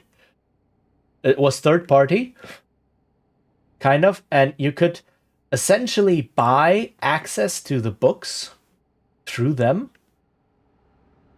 And they had a really good pricing model, right? D&D Beyond is mainly a character and campaign builder / organizer, right? So you would build your character on D&D Beyond, and sometimes you're like, oh, I want to have this feat that appears in this book that is not one of the core books, or I want to have this spell or this subclass or whatever. Then you could buy access to that particular element, that subclass or spell or whatever, on D&D Beyond and put it into your character sheet for a couple of cents. You don't have to buy the whole book, you just buy that one part. And then later on, if you do decide to buy the whole book, it gets discounted by however much you've already spent on the content in there. So if you've bought like 2 subclasses and a feat from a book, spent like, I don't know, $1, and then you want to buy the whole book, it gets discounted by that $1. So that is a really, really good service. That is very user-friendly, very consumer-friendly, right? They could have easily made it a lot worse, but this is like, yeah, sure, it's really good. A really good service. And now Wizards bought D&D Beyond, and they made it bad. Because of course they would. Right? They're removing a lot of stuff people have bought because it's the old version. They want to push the new D&D 2024 version. They are restricting access in the most ridiculous ways. And like 100% the subscription model is gonna come with like if you want access to books, you have to subscribe monthly. You can't just buy the book and have access forever. So yeah. And they're already pushing like the D&D 2024 release. That was just like any other AAA game release, AAA video game release. It's like, oh, we have like 5 tiers of releases that you can buy. We have the basic release, then we have like the silver release and the gold release. then the platinum release, and like the super S tier platinum release, and then the legendary supporter tier platinum S release, and things like that. And then you get, I don't know what you get, but you get stuff, and that's how they lure you in, right? Yeah.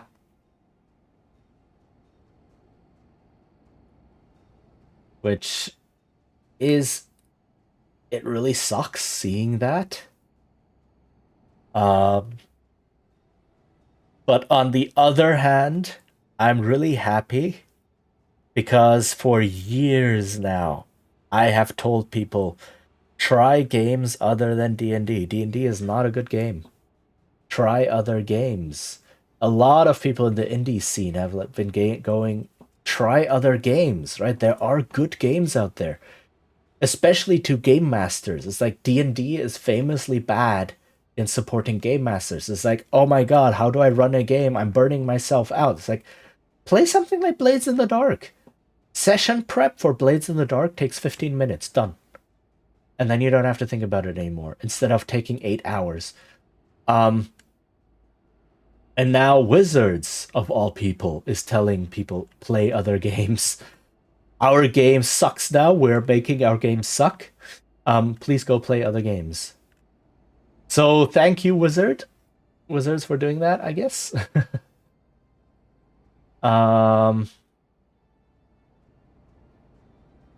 Yeah, that's the thing. Okay, I've hit my quota. I have to rant about D&D once per stream. And I don't know, it just happens. I just do. On that note, though, I do want to do more TTRPG stuff this year. It's like I want to try, and I didn't manage to run an actual campaign this year. I ran one. I didn't run one last year, and I didn't run one the year before that, actually. Holy heck. I ran one in 2022. I ran a 10 session campaign of Blades in the Dark, which was a lot of fun. So I'm hoping to run something again this year, like a small campaign like that, on stream. And maybe one or two one-shots. There's a one-shot that I've been planning since last year, middle of last year, that just hasn't materialized yet. Oh, we're leaving Serbia. Okay. I want to try and get that one going and maybe have another one. Also because I want to try out more games.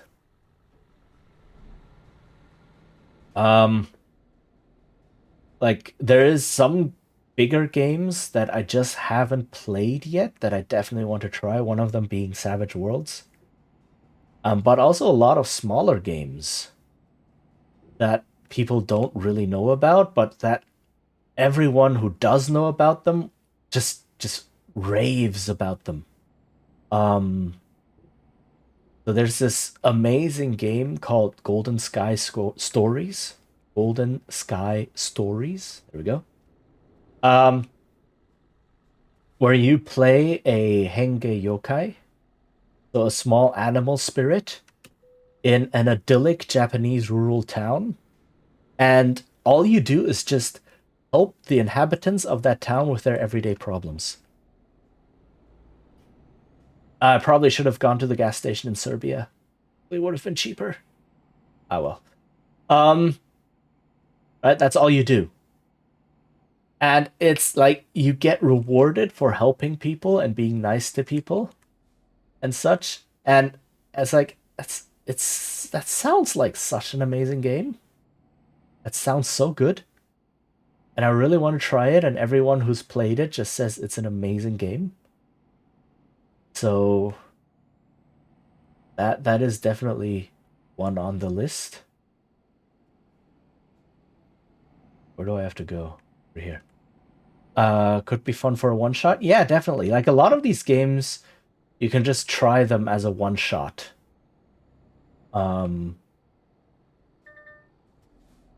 There's some other systems like there's a lot of games I want to try, not because I think they'll be fun necessarily, which is a very weird thing. Like I'm going into a game and saying, I'm not sure if I will enjoy this game, but I want to see how this game was designed.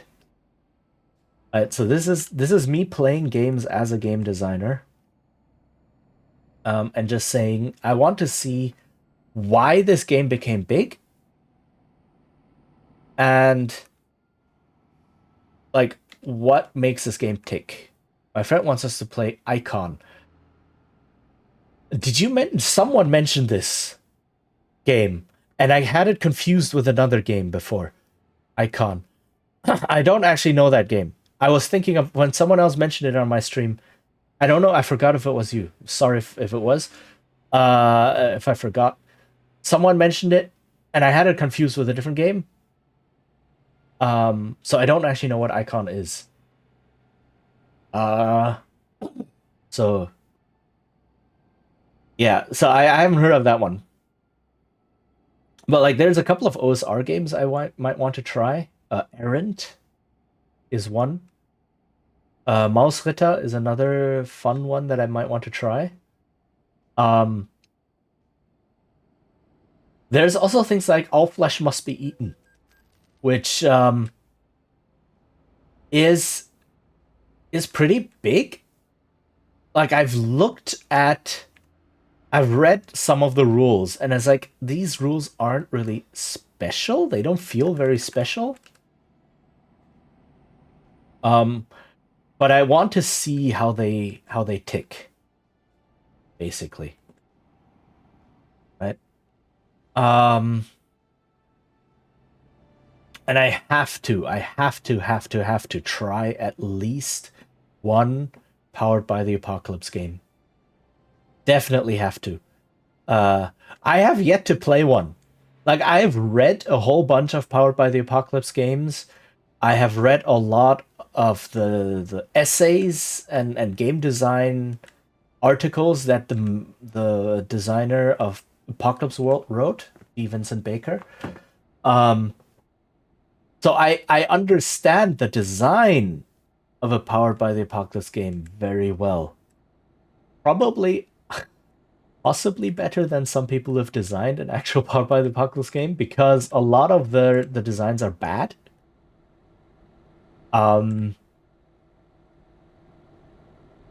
But I have yet to play one. They're pretty good, but I don't think they're good for a long form campaign personally. Yeah, like they're good for a couple of sessions. Definitely. Like not necessarily one shot, but for a couple of short sessions. Currently playing a Masks game. Yeah, that is what I want to try. Masks is definitely on that list. A lot of people also like Monster of the Week. One that a lot of people are celebrating right now is Thirsty Sword Lesbians. One that seems especially interesting and fascinating is Bluebeard's Bride, which is really, really interesting, because you don't play a character, you play like a voice that is guiding Bluebeard's Bride. And there's the Avatar Powered by the Apocalypse game, though I don't know how good that one is. I've heard like middling reviews once it actually came out. There's the Root RPG. That's like, the board game is really cool. Some people like the RPG, think it does good things.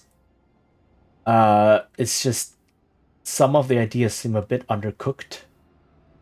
Could have used another round or so in editing. What else is there? I haven't heard of that one.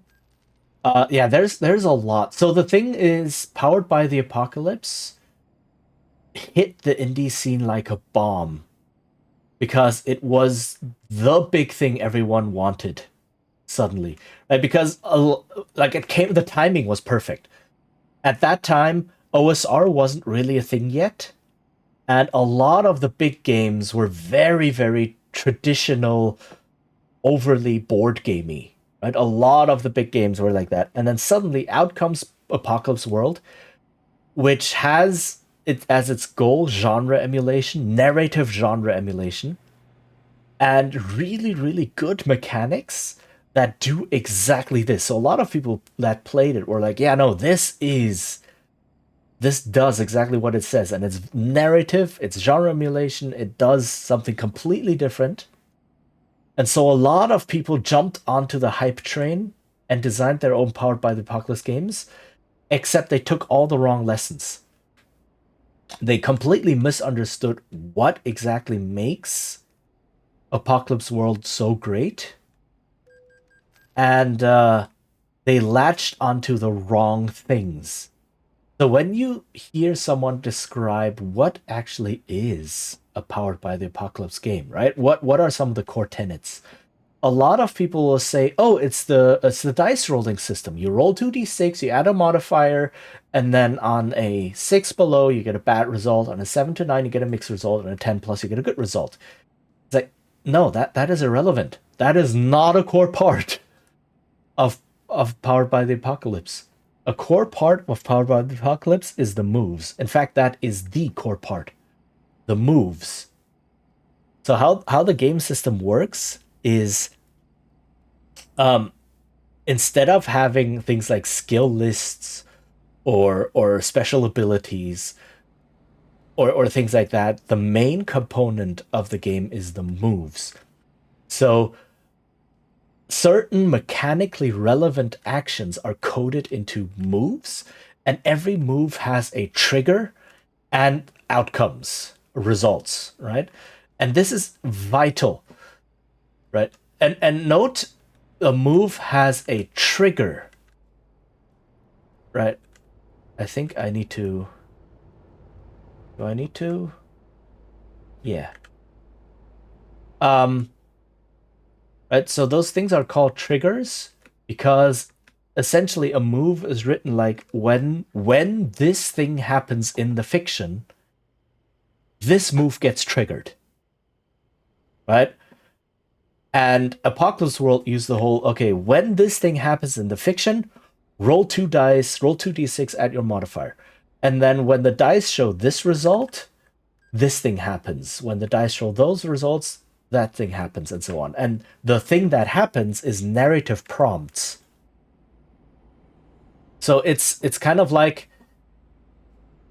if you want to wait, where are we entering? Oh, we're going straight into Greece. Okay. The idea is let me think of something. If you want to find out something about a person. Why is there a passport control entering Greece? That is so weird. Oh, ad is gonna start soon. Okay. So when you want to find out something, roll something, and then on a on a 6 or less, you reveal something about yourself. On a 7 to 9, you learn an important part of like you learn a hidden secret, but you also reveal something about yourself. And then on a 10, you learn their secret. Right? Things like that. So this is purely narrative. Right? It doesn't say, "Oh, you deal damage or you get a point or you get a bonus die or whatever." No, it's purely you learn a secret about them, but you also reveal something about yourself. Right? And things like that are all that like this is what drives the fiction. This is why it's genre emulation. Because it takes the important decision points and important beats of a story in that genre, codifies them, and then prompts you. And a lot of people didn't understand that. Okay, the ad is going to hit any moment, so I am going to pause the game, and then I will need to grab a quick snack. So I just turned off my truck. Okay, I will be right back. And yeah, I need to grab a quick snack, and then I will finish this delivery, and then I think I will end. It is getting a bit late. I still have stuff to do today. So yeah, be right back. Endure. In enduring, grow strong.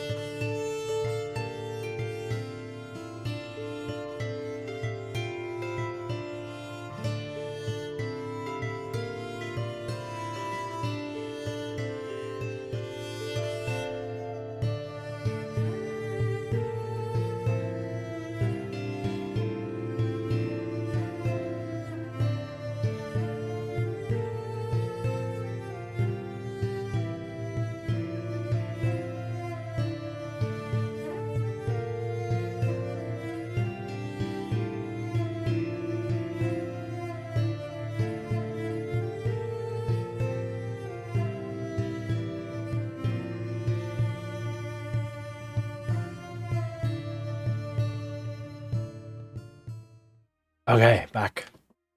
Oh heck, awkward pain. Okay, yeah. Have a good rest. Thank you for being here. I don't know if you can still hear. Right, yeah. Thank you for coming by. My ad alert thing is messed up again. The timing is wrong. I'll have to check out if something changed.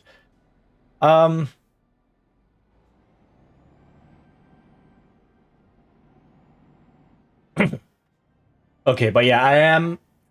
I still have something to do. We still need to go. It's like it's almost 2 p.m. Reconsist. Hi, how are you doing? Morning. Well, kinda. It's almost. I was gonna say it's almost 2 p.m.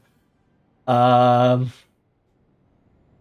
So haven't had lunch yet.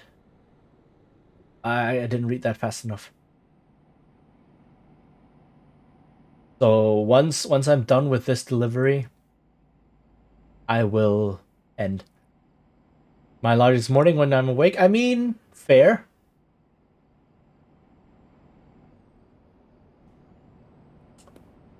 You're not necessarily wrong. If people can say like this is my weekend, then why not say this is my morning? Right? I mean, uh.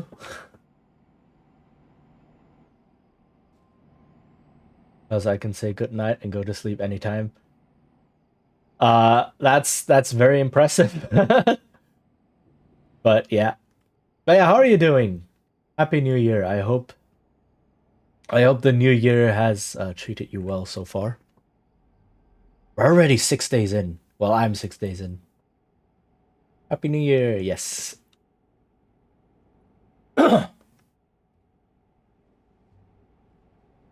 um. Oh yeah, we are now entering the newest map in the entire game. Make sure that yeah. So Greece, like I said, is the newest DLC. I'm now a baker, half trained. Ooh, awesome! That is so cool. Congrats. What like just general I don't know too much about baking, but are there like specializations? I guess there would be like bread baker or pastry baker or things like is that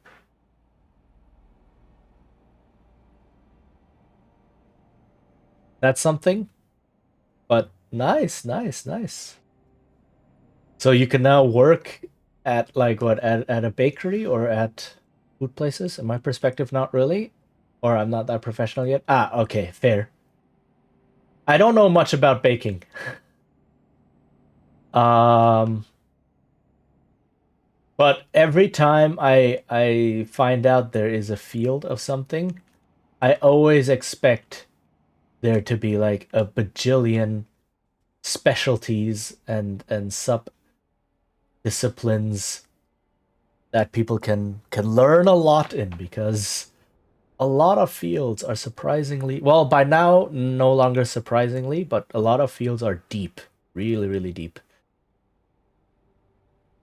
It's just bakery in Costco might give me $1 more per hour as baker. Ah, okay, but dang, nice. That's very good. Congratulations.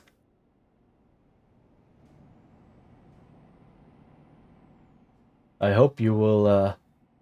I hope also it'll be just like more fun or a better job.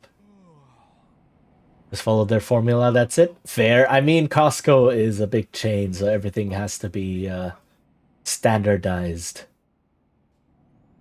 Right. Um. So yeah, I guess that's not a bad start into baking, right? You understand the process first, the fundamentals first before you start going all creative. Maybe. I don't know. Like I said, I'm not a baker.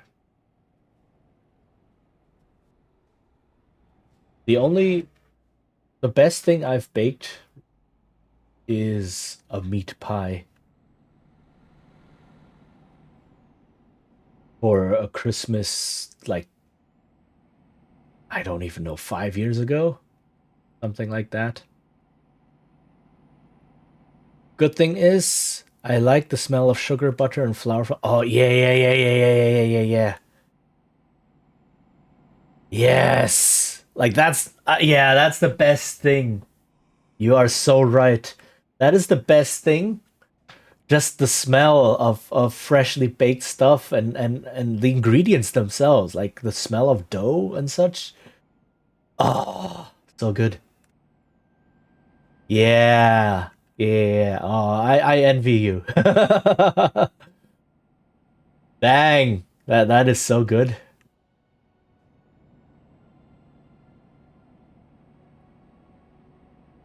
That's also like I don't know if anyone else used to do this, but back when I was a kid and my parents would bake things like bake a cake or bake cookies and such, I would eat the dough raw. Like because after we scraped it out into the form and such, there'd always be a little bit left, like on the scraping spoon and in the bowl, and I'd just eat that raw because it was so good. Um, yeah, I don't know if that's a common thing or if I'm just really, really weird. But I like the taste. It's good. So um yeah, that's a thing I did. I'm getting tired. Oh no, I need to find a rest spot.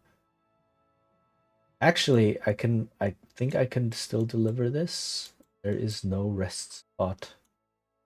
Is there? Oh no, there is. Right here.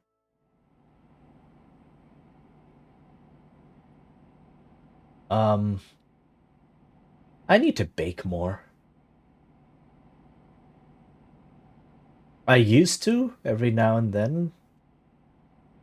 Um, like I said, I baked a meat pie one Christmas, and that thing was so good. Like seriously, meat pies or anything with like meat stuffed inside a bun or meat inside of some sort of bread thing is amazing.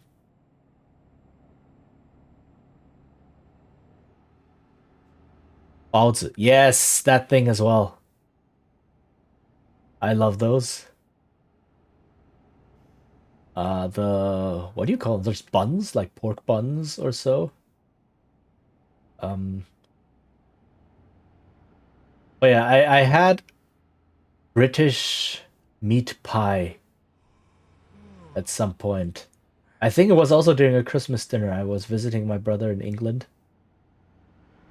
And we went to a big Christmas dinner and they had meat pie, except it's steamed. True, steamed, not baked. Same idea though. But yeah, they had some form of meat pie. I don't know what it was, and it was so good. And I had to make some myself. So many, many, many, many years later, I finally decided, you know what? Why not? Let's try. Let's do this.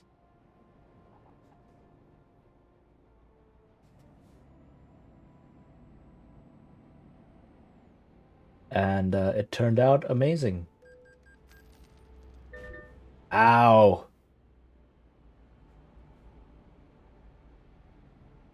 Okay. Yeah, you can tell I'm hungry. Um, I haven't had breakfast, and it's kind of sort of a bit past lunchtime.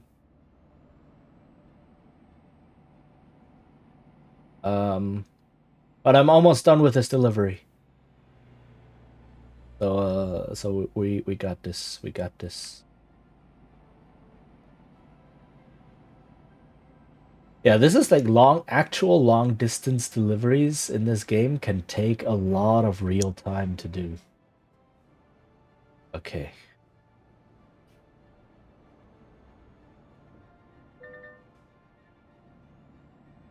Um, how long have I been at this? 2 hours? So yeah, this delivery taking me like 2.5 hours.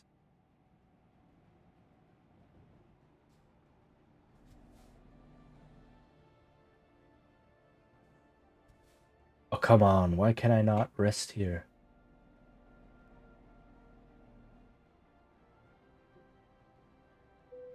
There we go.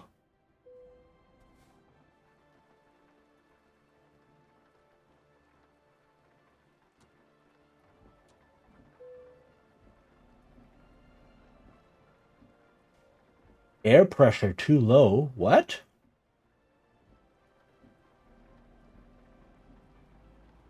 I need to get my tires fixed?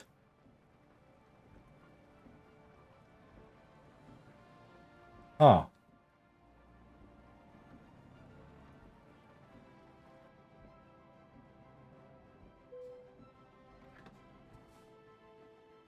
Do do do do do. Um.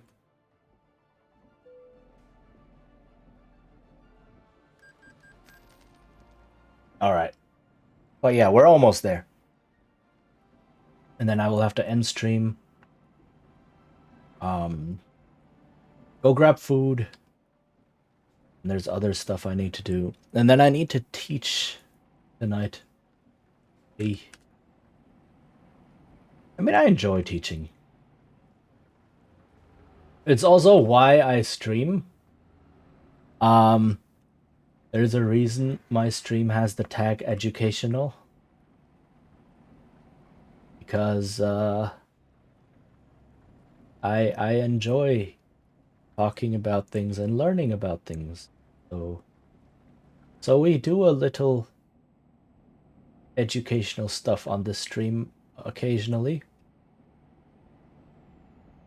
And especially I am thinking I'm always trying to get like I guess a vibe check or an interest check.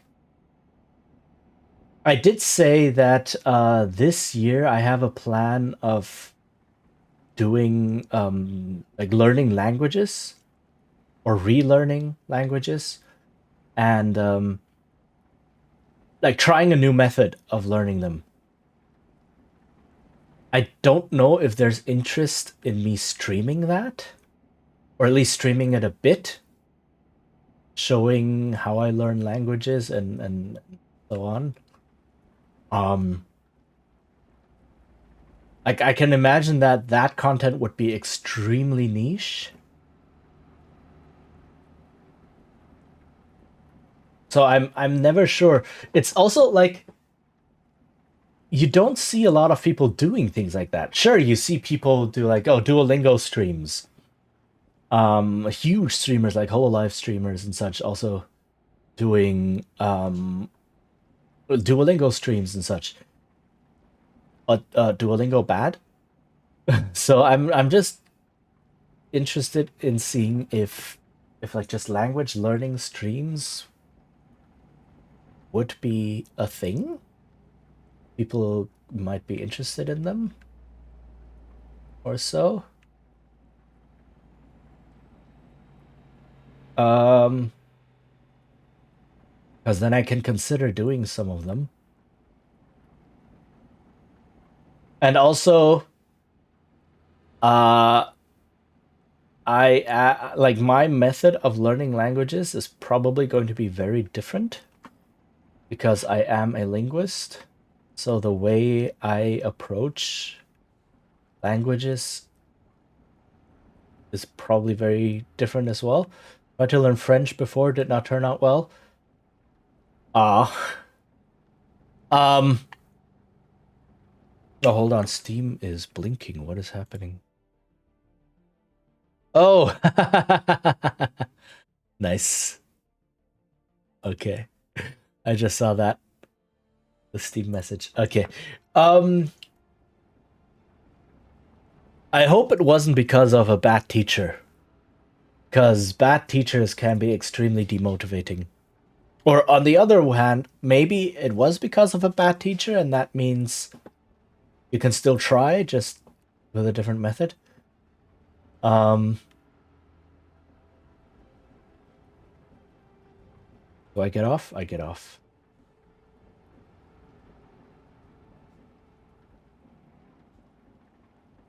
All right. But I do know that several people have indeed approached me asking about, oh, how do I learn languages? How does that work? Right, what do I do? And I'm just thinking I might be in a position to answer many of those questions or demonstrate many things. So, you know, might be a thing. Okay. Where do I go? I go into here? I got trolled. Okay. Go into here.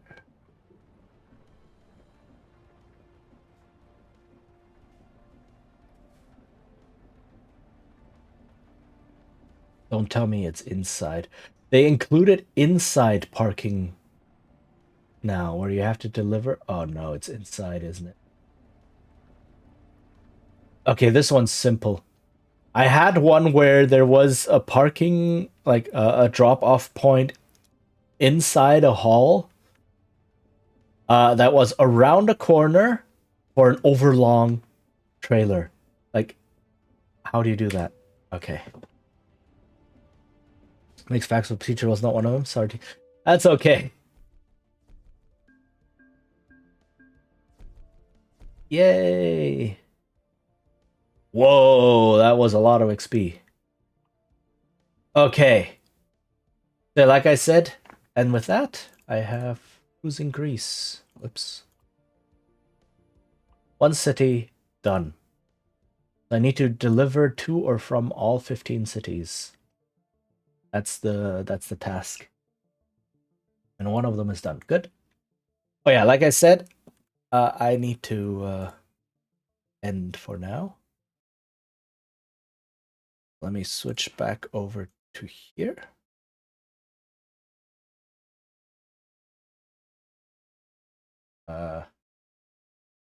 And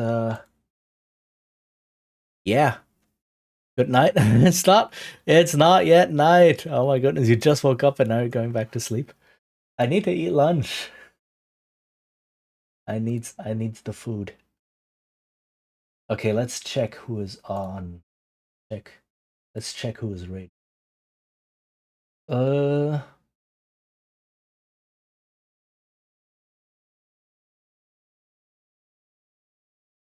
Not a lot of people, it turns out.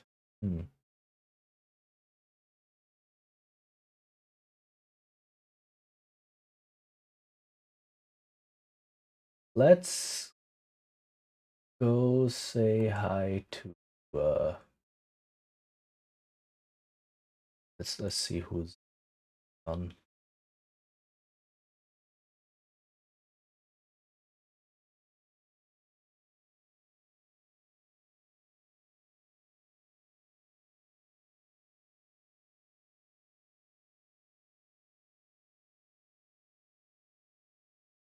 This one is still going. Okay, so let's say hi to Code, someone we say hi to occasionally.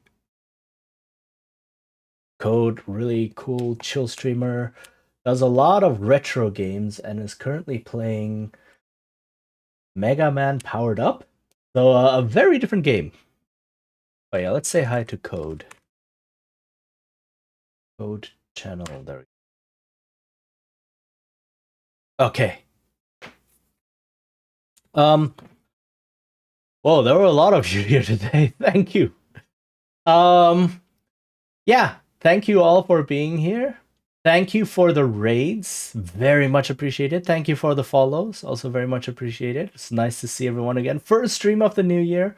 I'm still testing out new schedules, seeing what works, how I can sort my work and such. But yeah, I have more of a clear idea on what to do with streaming now for this year. So yeah, I hope to see you again soon. Maybe this week. Like I said, I'm still checking. You can follow me on Blue Sky, and I will post when I stream, when I go live. And yeah, thank you all for being here. I hope to see you all again soon. Stay hydrated, take care, and bye-bye.